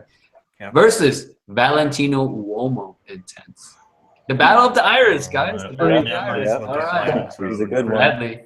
So All right, so check this out. I have a bottle of DHI, and I do not have a bottle of Valentino Uomo Intense, but I bought this before I had even heard of VUI. You know, I think it was before it even came out or something. But I've had this, and real talk, I would have a bottle of Valentino Uomo Intense if I didn't already own this, because they are so similar to me. But while this is a little more artistic, harder to wear, I think, because it has a certain lavender kind of chalkiness in the opening a little bit, where Valentino Uomo Intense, excuse me, is so much smoother, just silky, velvety, iris smooth. It is a little bit sweeter, but to me, it's just more wearable than this. Well, you know, this is better, more artistic scent. I definitely agree on that. I would have a bottle of VUI for me. They perform almost the same, you know, with these newer batches. But I gotta say, the bottle of this I love. I hate the VUI bottle. It's hideous. It is so ugly. This is just a sexy bottle. So I don't know, but it's pretty close. I mean, if you like one, you're gonna like the other. But for me, I think VUI just has a little bit of extra sweetness, and it's a little bit more younger smelling. I think I can pull it off a little better than DHI. Yep. You could drain out that bottle of DHI and then put and it refill. What's the actual juice color of VUI? Is it clear, you think, or is it no clue? It's clear. I had a decan. It's clear. Wow. Okay. All right. Clear. George, which one? DHI or VUI? I mean, to be completely honest, like I'm not, you know, I've gone over this a million times. I'm not the biggest and most insane sort of passionate DHI fanboy in the world. But I really do not like the Valentino Uomo series. I don't get it. It's too nutty for me. Old folks. Old folks just destroying the stream. I don't know. I'd probably, maybe I'm just a bit too old school for my own good, but I would just go with DHI, and it's not really a difficult decision. I like Valentino more than the original. Yeah. The intense version more than the original. But yeah, DHI. All right, 1 for 1, 1 for 1. All right, the Dior fan himself, James. I'm the everything fan, man. Come on. The blind buy fans. Now, the thing is, I think I like VUI's opening better. Yeah, than definitely. DHI. I do also think that DHI has actually been legitimately hurt by reformulation. I'm not one to say that, but I've smelled the vintage, and man, oh man, there's a difference. It's vast. The only reason I have DHI, I think, is because I had every other Dior Homme bottle, so I had to complete the collection. I think for my taste, I still I still would lean towards DHI just because when I want to reach for something of that scent character, I want something a little more classier and something that evolves into something a little more sophisticated, which DHI edges it on. VUI is a little more accessible and pleasant because of the nuttiness that George mentioned. Yeah. But it's tough, but I'll say DHI as well. Real question, very quickly. How many times has DHI been reformulated? 5. As far as I know, 2. 5. But Really? Yeah. I think there's like no official press releases on this. Right? Three times the charm. Let's do it again. It feels like it's been pretty hampered hard. yeah. That's what I heard. Well, recently, has it been? Because I've got a bottle from 2014. I think that might be okay, actually. But I think ask I Frag got Boy one. Stewie. He's yeah, got yeah. the annexes of that. Yeah. So, whoa. 2 DHI. All right, Manny. Come on, bro. Don't disappoint us. Yeah, free Dior Intense for sure.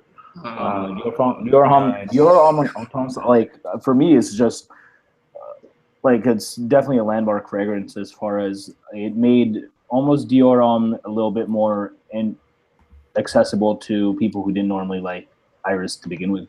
So I think that's really cool. As far as which ones that I would own, you know, between the both, right now it's DHI by hair. Right, currently with the state it's in, kind of like how James mentioned it. VUI is an even more wearable version of DHI for sure. It's just, you know what, give me that straight grandma Iris. That's what we came for, man. We came for that Iris. Stuff. We came for that. Sexy stuff. Yeah. So, like, it's a fragrance that I just particularly feel like, you know, it's one that if you like the scent, you're gonna feel good wearing it. You know, it's just like, hey, I'm wearing, you know, a bag of makeup and chocolate and a little bit of Iris, and for whatever reason, it just makes me feel metrosexual good. So I am all for DHI. All right, 3-1. Wow. All right, Tyler. This is in this chat, it's a popular opinion, it would seem, but in the world of fragrances as of recently, it seems like it's become quite the unpopular opinion. But DHI, God damn it, I will die on the hill defending you. Because every time someone came up to me and said that Valentino Uomo Intense was better, you can, oh my God, the things you can do. I just imagine Tyler right now yelling like, "For Narnia!" Yeah, I would. That's like one of those. Always comes back to Narnia with James around here too. If a man comes up to me with a gun and says, "You have to wear Valentino Uomo Intense every day of your life," I would be like, "I'd much rather just die now." It's not a bad fragrance whatsoever, but after that initial 30 seconds, that's super interesting. You get virtually nothing. It's a hyper sweet leather. And, you know, I tried to like it for the views for a while, but there comes a point where you just need to say that you have eliminated that. He's honest. He's honest. Yeah, I mean, if you look at like, reviewer life. the first 4 months of my channel, you can see that my taste was solely dependent on Fragrantica articles. So I tried liking it for a while, but it's just not, I just can't do it. It's good, but I can't take the dry down of Dior Intense, which is like the most intricate and beautiful, elegant dry down, and compare it to some mildly sweet chocolatey leather. Yeah. Right. Damn. That's 4-1. Hashtag Ferragamo review a life. New flanker. Yeah, new flanker. 4-1. Oh man. DHI is smashing it to bits, yo. Yeah. I'm gonna come out and say this right now. I don't like DHI like at all. I don't like Iris. That's one of my most disliked notes. But surprisingly, I do enjoy wearing VUI quite a bit for the winter time. But I don't like DHI. I don't like it. Comes off really weird on me. And the dry down, a lot of people say, oh, dry down of DHI is a lot better. Like, yeah, it does smell better than the opening, but I still would prefer VUI over it. VUI performs really well off me, smells really youthful, and a lot of people around me do love that smell. I had my girlfriend smelled it, VUI versus DHI, like she picked VUI like hands down easily too. So I think some parts of it has to do with age too, I guess. I mean, like I am more youthful, so I do love to wear VUI a lot more. Of course, this is strange because Tyler likes DHI. Yeah, my taste has no rhyme or reason. So. I said for Narnia. Yeah. All right. Yeah. Okay. That wraps up our battle week, guys. Let's get into some questions. I know James had like a stockpile of questions. You know it. So James, let's hit us with one of them. All right, we're going back to a question asked by our girl, the Broadwalk. Always with those questions. Broadwalk. Oh, I didn't even see her in the chat. All right, dude, calm down. What is the one fragrance note you can't resist and one you can't stand? Right. Okay. Bradley. Okay. I can't resist, especially like in women's fragrances. I love the note of caramel, however you want to say it. Super delicious, and like I find actually a lot of these gourmands that I like has some sort of caramelized, burnt, sugary kind of a quality to them, and that just really draws me. I kind of have a sweet tooth, I guess, too, a little bit for that, and something about it, just the like, you know, I don't know, it's just awesome, and I find it very attractive. Definitely, if I'm wearing something on myself or if I smell it on someone else. So definitely, caramel is that note that I can't resist, and one that I hate. I mean, it's pretty odd. Like civet is one of them. I think that's gonna be everybody's list. But if I would choose something else that I do not like, definitely tuberose would be one of them too. Just any kind of like white florals, yellow florals, I'm not the biggest fan of. Comes off kind of old grandma a little bit to me. But those two probably be the ones I would say. Yeah, any civet and any kind of like super heaty like white floral that skews old grandma. Yeah. Caramel is actually one of my favorites as well. Caramel. All right, George. I have a real difficulty saying no to vanilla. Like I really love vanilla, and I think it's because it's one of those notes that's actually sort of darker. Yeah, in that sort of darker realm, but it's actually real and natural. Because like leather and amber and suede, those don't really exist. They're more sort of things that are created artificially, but vanilla is in the same ilk, but it's actually a natural and real thing that you can get from an oil. So yeah, vanilla. I've got a lot of vanilla fragrances. I've been racking my brain with one that I really don't like. And if I'm honest, even though I only own one fragrance that has this note on show, I really don't like rose. Ooh. I really can't stand sort of like, I'm talking like, just like the rose is so overused and so synthetic and stuff like that. But I do have, you know, I've got City Love, which is a rose oud, and I've got Rose Barbare, but that doesn't feel like a rose to me. It just feels like something so genuinely different and real. But usually I cannot stand rose in fragrances. So okay, I can see that. Yep. So which is vanilla and rose do go together very well too? Yeah, there's apparently a Mancera fragrance. Yeah, there's a Mancera rose vanilla, I think. That's what isn't there a fragrance of? Yeah, they have like darts that they just throw at a honey and lime. What's next? Honey. Yeah. All right, so James, what do you? I just love amber. Yeah, I really love amber. Pure amber hype. Yeah, pure amber, dude, and pure something else, right, dude? Amber, yeah. Just in terms of like, when I think of like Ombre Nuit and Dejala, friggin' Zerjoff, those are the fragrances that I just really they do something else for me. It's not just, oh, that smells really nice. It's intoxicating. Yeah. And for fragrances that I dislike, you know, I wouldn't even say civet, because there's a lot of civet fragrances that I do like. But I'm just bored of Ambroxan, I guess. Yeah. Oh, yeah. Ambroxan bombs, there are a dime a dozen now. So, I mean, it's not the worst smelling fragrance note. It's obviously synthetic, but when you smell it, you're just kind of like, oh, another one. You know, like DJ Khaled. So, Another one. Just like I was waiting for Manny to hit that one. another. Yeah.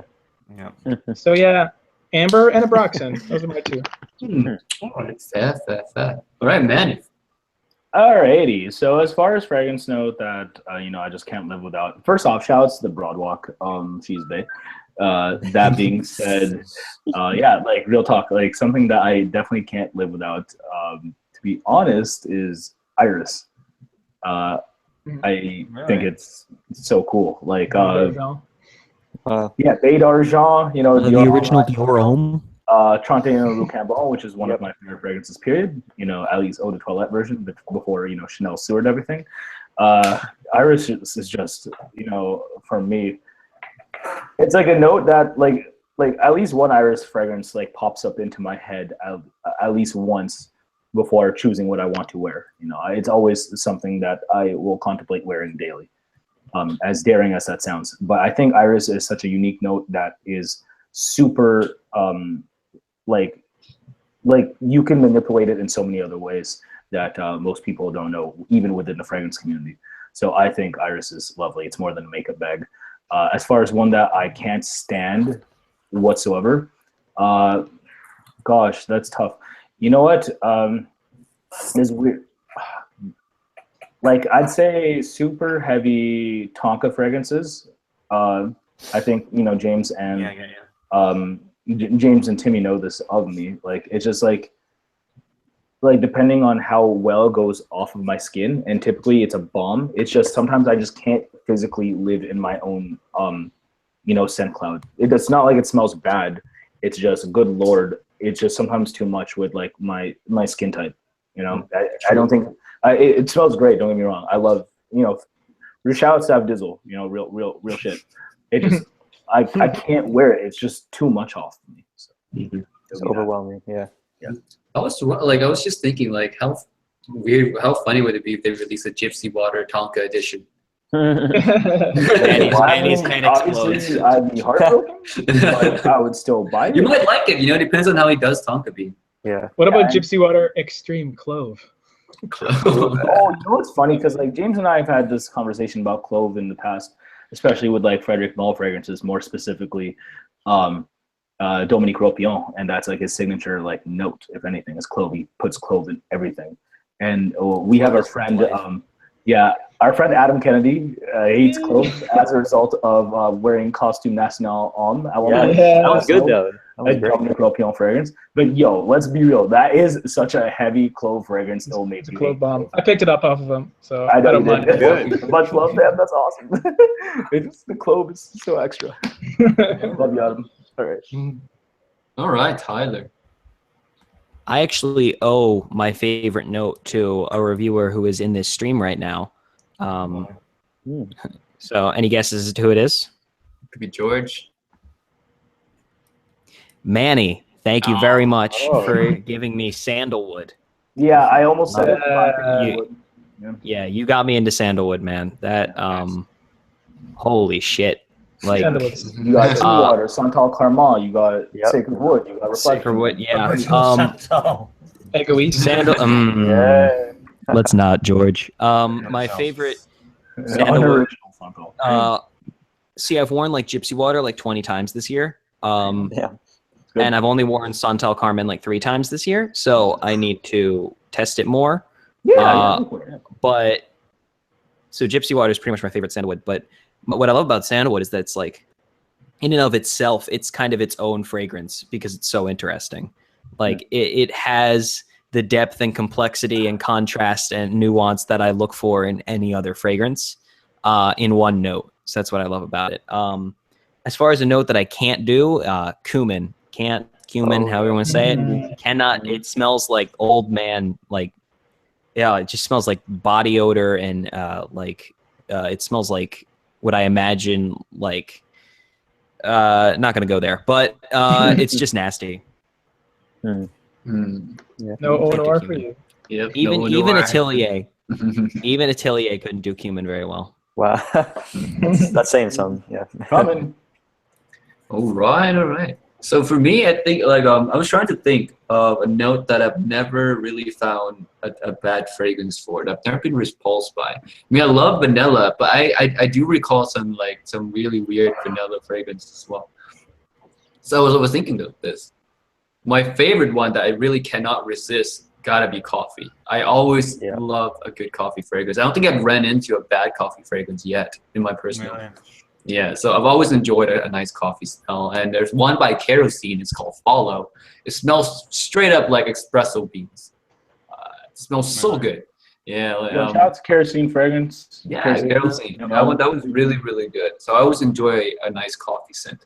Gotta hit up the one that I Cafe cannot the one that I cannot stand has to be. Well, I do like VUI, so obviously I do like some kind of iris, I guess. That's not why you like VUI though. VUI, it's not lipsticky. I do enjoy iris that's not lipsticky. Or there's some House of Matriarch fragrances that have iris, and I like those. Green Irish Tweed Iris is good. Like, yeah. Hey. So one that I really cannot stand is a toss-up between Tuberose and Civet. I don't know why no one says Civet. Come on, guys. Civet's such a... No, I get the tuberose. Your leather oud. I haven't smelled Civet in a fragrance that I didn't like, but on its own, it's awful. Oh yeah. Yeah, Civet is I don't really have a fragrance that's in my like Hall of Fame most favorite fragrances that has Civet in it. I think. No way. Yeah, I don't know. Civet's just a weird note for me. And Tuberose is really grandma, really. Yep. So I don't really like Tuberose. The House of Matriarchs Tuberose is that I could not do that one. Forbidden. Yeah. Tyler's banned. I was waiting for it. I was banned from this live stream. All right. Okay. I'm surprised that's what did it, not like No. the other million things I did that would warrant me getting kicked off so far. No, just the House of Matriarch. All right. Next question to see. Okay. Chris asks, what is the most natural fragrance you've ever smelled? Natural fragrance. Oh, free. Someone want to answer that? Oh, Free. Oh, there's a couple. So free. Okay, well, it's free for the two Atelier boys. Yeah, right. Yep. You gotta Honestly, I'll get it out of the way. Camilla Parody is straight up grapefruit. Yes. Yep, Yeah. exactly. I was going to say pretty- the same thing. I pretty think good. it's such a nice, natural grapefruit. Oh, The yeah. most natural Yeah. fragrance I've ever smelled. Yeah. Hmm. I mean, Right. it's like you just opened up a fresh grapefruit right in your face. I'm going to spray it on to offset these Layukawam vibes and vibes. Well, damn it, that's so good. I would also have to say Neo by Xeroshoff, because I am X-Man. Neo, that's a really I love that. The X-Men. Such a shout. That is such a shout by J-ROYL. George, I don't know if you're going to agree with me. Millesime Imperial, that opening, like the fruitiness in there, like the watermelon, the whatever is in there, super natural to me. Yeah, it is. Yeah.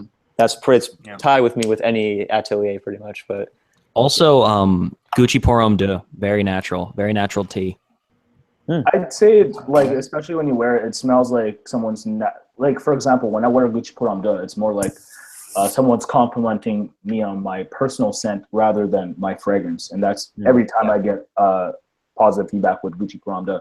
And it's funny because ever since I started wearing that fragrance, I'm more in love with getting comments that are like, "You smell nice," or "You smell good," rather than, you know, "Your fragrance smells good." I think Yeah. that, like, More it's personal. kind of like, yeah, it's a more, you know, intimate type of positive feedback. So I think that's really cool. But as far as like natural smelling, gotta go Lise Mediterranee by Frédéric Malle. It's not even close, mainly because it actually uses real headspace technology, which means that whatever in notes or ingredients are used in the fragrance itself were put into like this glass tube in which they would actually suck the essence of that scent and use it within the actual fragrance. And if you guys have smelled that Frédéric Malle fragrance, Lise Mediterranee, it's incredibly natural smelling as far as how accurately it depicts like lilies in like water, for sure. All right, George, you have a natural scent to share. Yeah, I mean, Melis Imperialis is definitely up there, but I'd say if we're talking pound for pound natural from the top all the way to the dry down, it's probably Pampaloon by Guerlain. That is the most real grapefruit I've ever smelled, apart from slicing open a genuine grapefruit. Have you tried this bad boy? You need to get hip to this right here. Yeah, I have. This will blow your mind. Yeah, What? I have, and you need to get over it. Get out of here, old man. Listen, mate. So listen, I'm sorry that I'm not one of these young bloods, but I'm go try an actual Guerlain. Go try an actual, fragrance house that knows what they're doing. You know what I mean? Used to tell you he's not racist. I think Tyler, like the weirdest thing is when I think of Tyler, I'm like, when he grows up, it'll be George. It's like they're the same person. Yeah. Can I please note that I'm actually way older than George, so can you chill with these grandpa comments?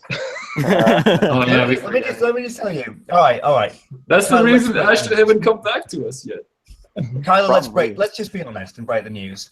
Me and Tyler are actually the same person. Yeah. We're obviously, because I'm a Time Lord, he is my 9th incarnation.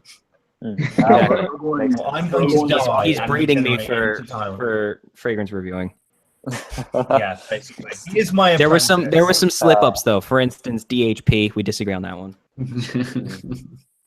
Yeah, but I made the right choice. Ooh, right choice. Yeah. Dang.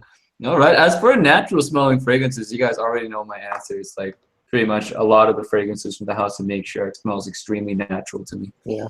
Because that's what they use. A lot of the fragrances are 100% natural. Not all of them. Not all of them are, but a lot of them are 100% natural. And to me, when you smell a natural fragrance versus a synthetic fragrance, your nose can tell because your nose doesn't burn when you smell a natural fragrance. Like when you smell a lot of synthetics, your nose get fatigued a lot easier than when you smell naturals. My nose almost never get fatigued smelling Matriarch fragrances. They just smell really extremely natural. All right. Next question. Cool. This question. I saw. Oh, sorry. No, go on. Go ahead, Tyler. You can go ahead. Oh, I was just gonna say I saw one. If someone was wanting to get one niche fragrance to last the whole year, regardless of evaluation, purely on scent alone, what would that be? So, like a good gateway drug. Aventus. Oh, like is that the question verbatim? As far as was it gateway drug niche fragrance? Oh, that was my. Okay. That was my little. They said they wanted like their first niche fragrance, regardless of evaluation for the whole year. Aventus. Okay, so we're obviously. If it's regardless of evaluation, it's hard to go with. Yeah, so here's the thing, because like, why restrict ourselves to just niche alone at this point if it's like, regardless of evaluation, it's just like one fragrance. But like, no, like it's still a good question by Casey. As far as just niche though, good Lord. Yeah, I would say for me, the one I'm gonna wear the most, and that's probably lately, it's probably Lyric Man by Amouage. Like it will brave the cold, it will do summer, it will do spring, fall, maybe, but it's definitely one that I can definitely use for just about any situation, regardless of evaluation, regardless of occasion. So, okay. I pick Renaissance by Xerjoff. It's a good answer. Good Lord. Perfect. No, I don't prefer it to Naxos for scent, but versatility wise, it's just insane. It's the best. My choice, Green Irish Tweed, any day, any day of the year. Right. That's perfection right there. You're so sophisticated, bro. Is that Cool Water? Thank you. Train Louis by Armand. That's Train Louis, right? I mean, if you're the thing is for me. That's number 9 Shea Bond, right? Okay, you can stop with that. My thing with Green Irish Tweed is my first niche fragrance, and I think what it does well is it kind of is like that moment because it's so. I think even if you don't like the blend, you can't deny the quality present there. So like when you smell that Lebanon verbena and that violet and that iris and that sandalwood and the ambergris, that's like that to me is like, whoa, this is niche. This is like the niche world.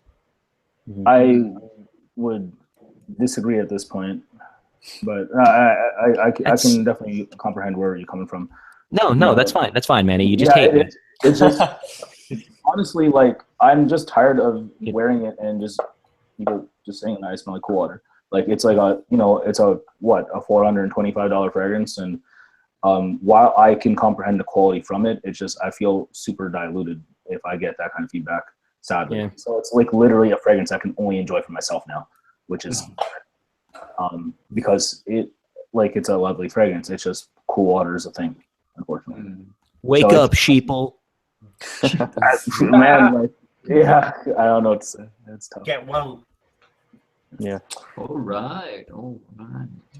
Next question. Mm-hmm. Okay, this one's from my boy Call You Boy 90. What do you boys think about discontinued lines and whether or not you need to back up on things you love or think you need more of? So I think the whole idea of buying backup bottles or stockpiling up of discontinued fragrances, is it worth it? Should we do it? Right. I mean, I would. Yeah. I kind of believe the whole idea of letting fragrances, as a collector, I got to go through so many fragrances in my life, and I kind of want things to stand the test of time, but then when their time's over, maybe it's over for a reason, and I want to divert my attention to newer, more interesting things. I think there are some fragrances that have been discontinued where I don't know why, but even then, I don't think I got to get a backup bottle because I get the 100 ml bottles anyway, and Lord knows I'm not going to go through any of them. So yeah, that's just my opinion on that.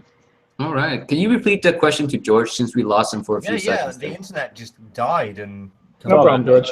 So the question's from Call You Boy 90, and he says, what do you boys think about discontinued lines and whether or not you need to back up on things you love or think you need more of?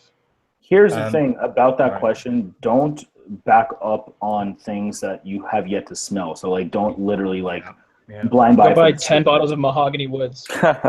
What? No one did that. I lost so many people. Guys, it's niche quality. I don't know what you're saying. But like, real talk, like, for example, like, people hear, users of a yesterday type fragrance like By Man or Gucci Pour and Envy and stuff like that.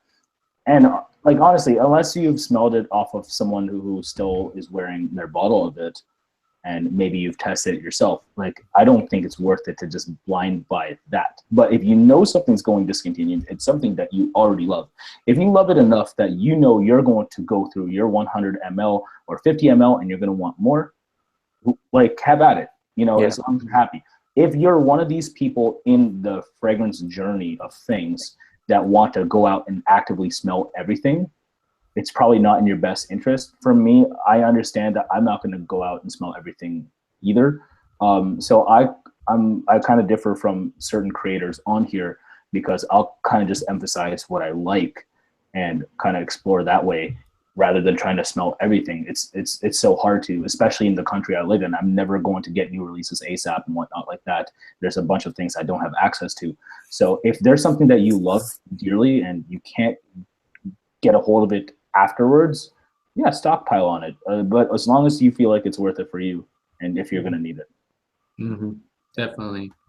Yeah, I second that. I think it all boils down to, like, to you saying to yourself, are you really going to finish the first bottle? Do you like it enough to finish the first bottle? So if you're going to finish it, definitely back it up.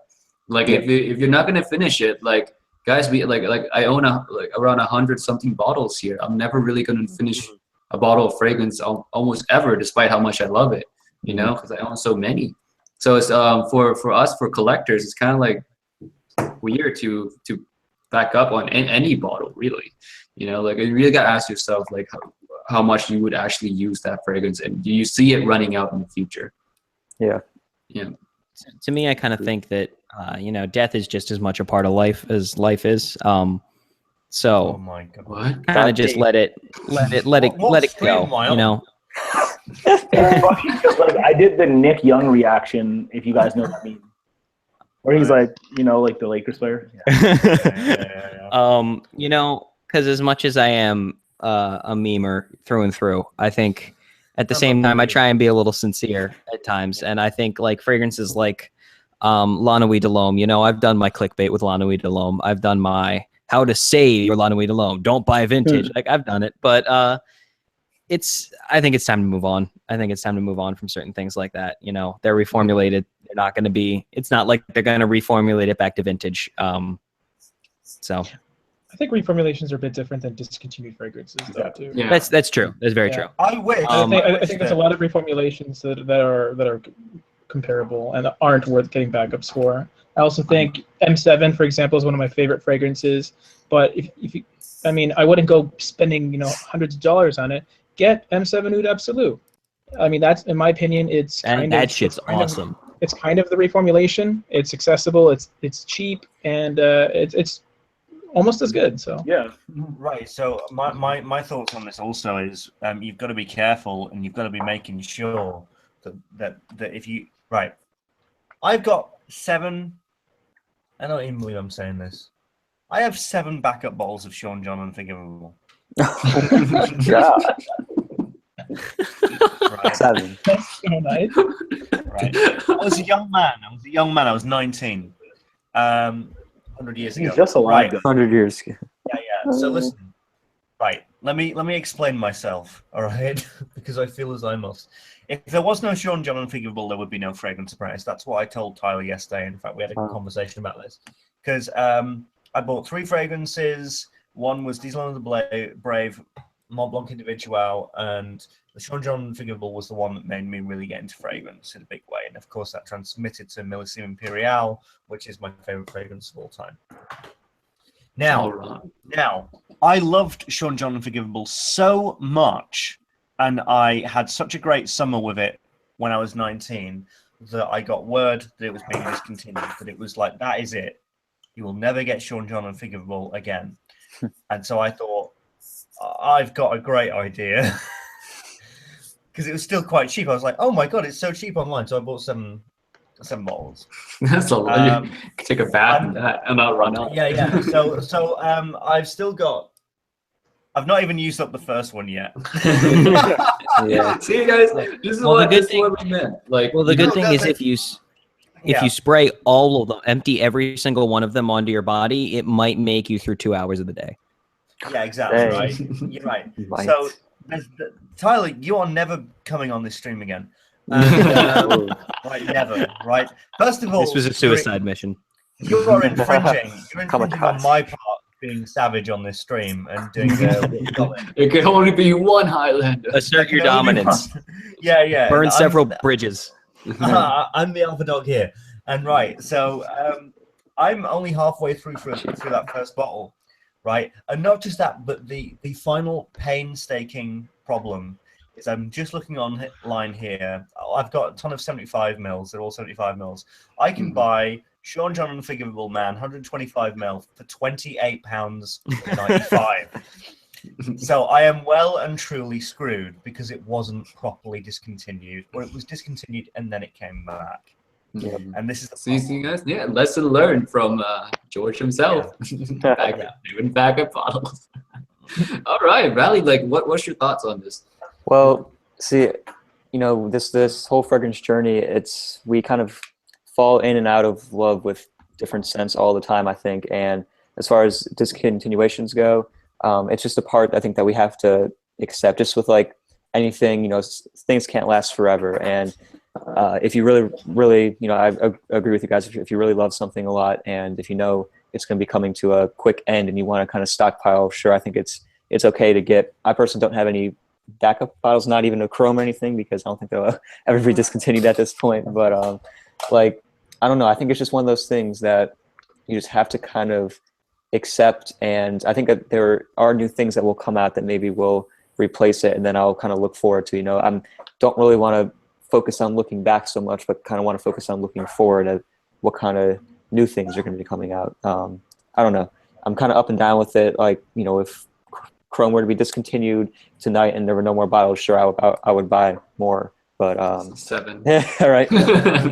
For the most part, I'm not too bothered by discontinuations too much. Yeah. Bradley, I'm sorry, I still haven't smelled Chrome. What? Yeah. Is that possible? Yeah, how Still is have that not possible? smelled I don't know. Not off You anybody. probably smelled off of someone. Yeah, you just didn't know what it was. Probably. No one wears cologne where I'm like at. I think I Really? smelled like Axe on someone once. One time. Might have been Chrome. Then. They're dead now, but that's besides the Man, point.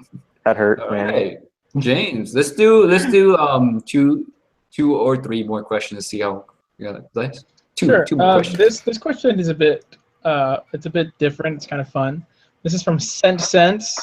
Oh, sense. Shout out 10 cents. Said, which 3 fragrance reviewers would you choose to be on your team for a battle royale to the death, and why? What? Battle Royale. That's a good one. Oh man, so free. Okay, Bradley, how about you? Wait, hold on. So what was the question? We have to choose 3 reviewers to come on our. Is this like a fight or Yeah. a battle To of be wins? on the same team as you, right? Okay. Yeah. Are we talking like what's his name? The movie Battle Royale? No, Like- just Yeah. no. Like I guess you can say that, but just like a battle to the death. But battle royale, same movie. Like a physical battle. Is that what we're talking Yep. Fist fight. about? God, okay. Yeah, let me flex my pecs right quick.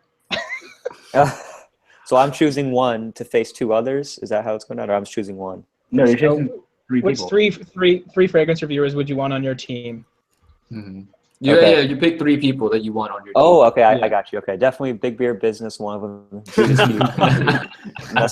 Mess some stuff up, I bet. Who else we got? The way you crush those boxes, man. This is so Oh, yeah. easy. This is so easy. This is so easy. Shoots. Um, Can I finish this for you? yeah, you can. Yeah. Okay. Bottom note because he's crazy. I love Dell. Shout out to Dell. Ex-military Oh, yeah. too. I don't say that disparaging. Dell's my dude. And centrifugal force. Yes. Yeah, I was gonna say centrifugal Like force. free. Like those are the 3 probably. Like the rest of us are just light work. Light work. Like, and I don't mean that disparagingly to like everyone else here. Like in the crew, we love y'all, but like, damn, like I ain't trying to mess with those guys. Lex Ellis as that was- well. Lex Ellis. I Yeah, bet he's Lex- been in a few. No, Lex Lex- Allen for crazy factors. That's the thing. With Lex is a good Lex answer Ellis too, is the wild card. Yeah. because Lex is like that's the thing. Lex is crazy because like crazy beats tough, you know. So you don't know what Lex is gonna do, you know. Shout out to Lex, and he knows I love him. So like, Yeah, respect. it's all good. Rinse and repeat between those guys. Yeah. All right. Anyone else have an answer for this? I'm gonna be honest. I would only need one person. Me and George are just gonna hide out in a little cellar, make And make memes, and try our best to survive this. I feel like me and George are just we're the 2 that are gonna die first, so we might as well like stick together. Good end. George is like, I don't know if I want to die first, man. So y'all are the R2D2 and C3PO. Yeah. Yes. Pretty much. Oh, perfect. Oh man, George would be a lovely C3PO. Good lord. Yeah. Sorry, fam. Like That would make a meme. But who please. is Okay. who is Make Hayden him- Christensen? Who's Hayden Christian? yeah. I hate Right. sand. It's coarse. It gets everywhere. Bradley, say I hate sand for us. Why? Say it's so rough and coarse and it gets everywhere. Yep. Yeah, Bradley's not falling for it. All This is where right. the fun begins. Anyone else have an answer for this? Or we're gonna move on to the next one. General Kenobi. I'm just making Star Wars memes now. James, I'm curious, dude. Who would you pick? Like, I don't know. I think I'd say F y'all, and I just go solo. Damn. Okay. you don't want Jeremy Fragrance for that spin slap? Maybe Jeremy Why Fragrance. none of us chose Jeremy Didn't. Fragrance? Death stare someone. This You piercing just eyes. seduce them all. Yeah. Look. Oh, hey guys. Well, Oh, we what need about, Jeremy Fragrance if we're I- gonna if we're gonna like if it's an apocalypse type scenario, we need to repopulate the planet. Then Jeremy Fragrance is our best bet. Well, I think from a Lex Ellis play, I would also throw in Cubano, Yeah. Oh yeah. aggression at Latin heat. Yeah, That- Yeah. that- we need to He's show noble. diversity in our survival group. all, Yeah, we all gotta fill the quota. soldiers. I want this. Anyway. I want this bitch looking like a college campus. Mm. Correct. Damn. Sorority. I think besides those guys, there's not much people to choose from. The Lex Ellis, Cubanos, and Trifical, Big Beer Business. You know, it's obvious. I feel like Bottom note, yeah. After this battle royale is over, everyone's dead, bodies strewn all over. Steven and Carlos are going to come out of their little apartment and be like, "Did something happen? Was there a fight?" I know, but let's Much love. I love both of them. So I think he could do some damage. Yeah. All right. He's making all kinds of gains. If you try to hurt one of Carlos's cats, he will. He will straight murder you. Yeah. Yeah, he will. It's all fun and games until you go after Jean-Claude Mellon. Jean-Claude. I always forget his cats are named that. Yeah. All right, let's do one more question since we're already at 2.5 hours. This question I like. This is the Broad Walk once again coming through. Yeah, boy. Much respect.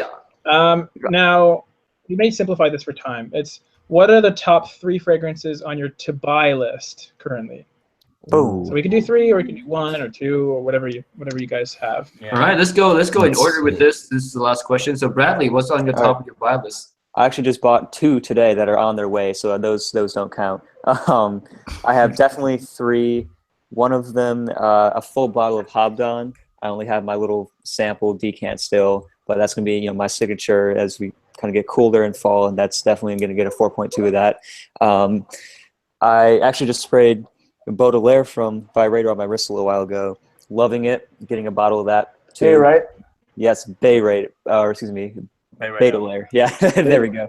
Yeah. Yep, it's awesome. The leather, the incense.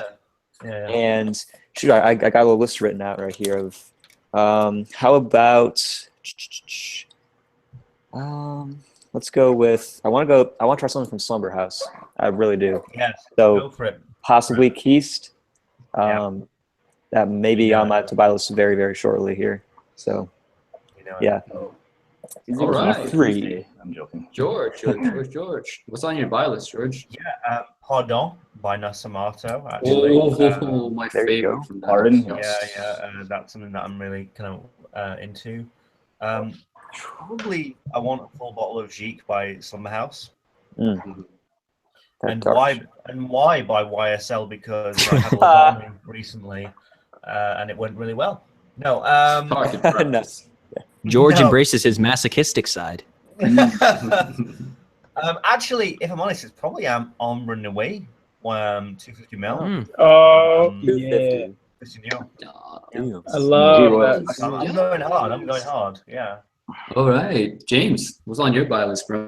That you haven't smelled yet. I have smelled these. I'm really into green fragrances these days. So while the weather's still relatively warm, I gotta go with Elephant from Zoologist. Oh, gotta get my nose on nice green fragrance. And yeah, it performs really well on me. So I do like it. And very nice. Well, there you go, bro. Whoa, Victor. Victor, come on. Have I told you how good you're looking lately? Oh my gosh, here we go. Anyway, still have yet to be sent upon.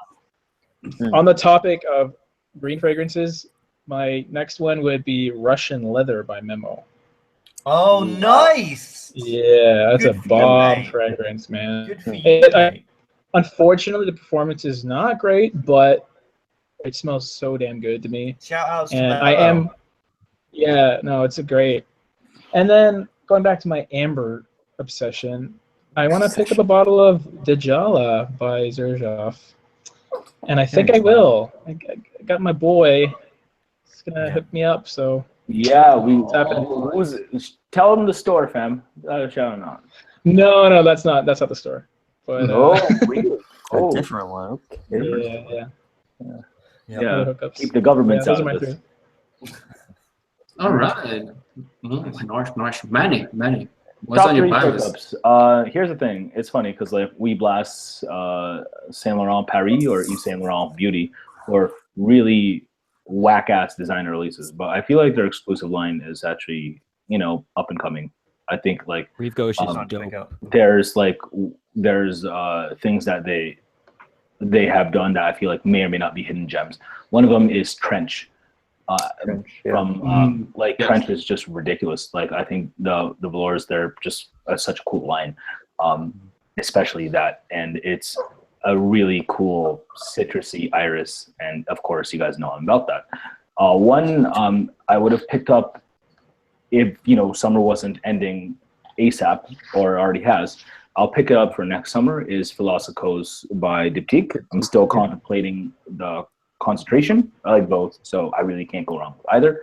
And then the last one that I really want to get, and I'm already prepping for spring with this one, I really want a warm weather rose. It's something that I feel like I'm kind of missing. Yes, I have this fragrance right here in Lyric Man by Amouage, but I feel like it can be a little too much for some summer days. So the warm weather rose that I really want to go for is Rose Ikebana by Hermes.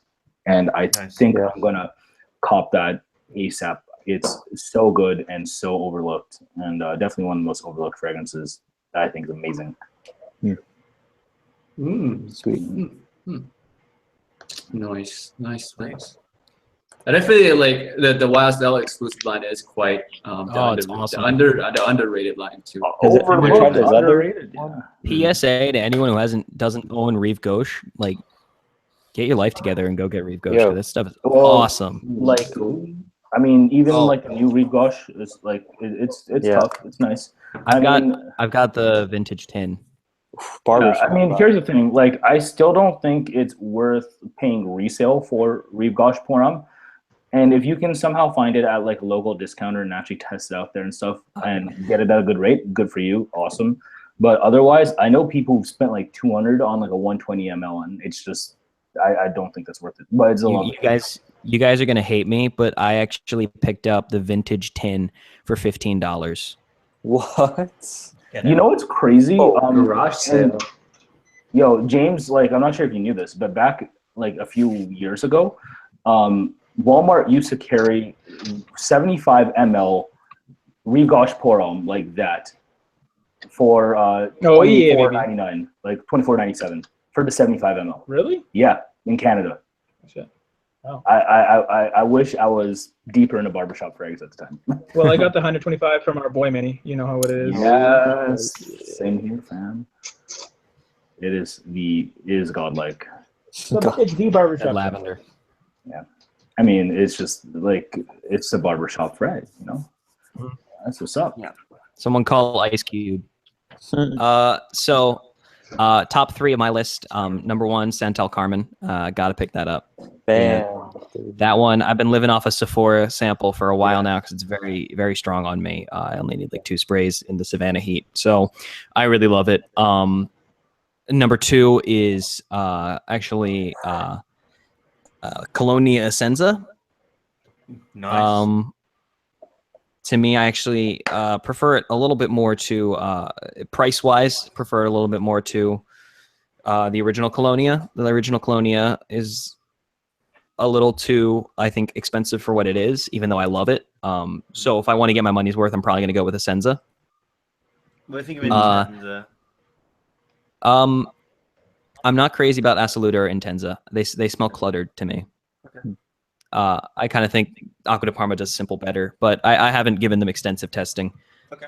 And finally, kind of a toss-up. I'm going to go with, since I haven't talked about it yet on this stream, Slow Explosions from Imaginary Authors. Yes. Stuff is amazing. The rose, I think. Yeah, that juicy apple rose to me just screams fall. So I need to pick that up. Nice. Sweet. Nice. All right. So for my buy list currently, I don't really. I've shaved off a lot of off my list too. So right now, I've been on a Tom Ford craze lately. Like I want to collect some of the Tom Ford scent before they're discontinued. Like Shanghai Lily, I want to have that incense fragrance. So Shanghai Lily is one of them. All three of them is probably all be Tom Fords right now.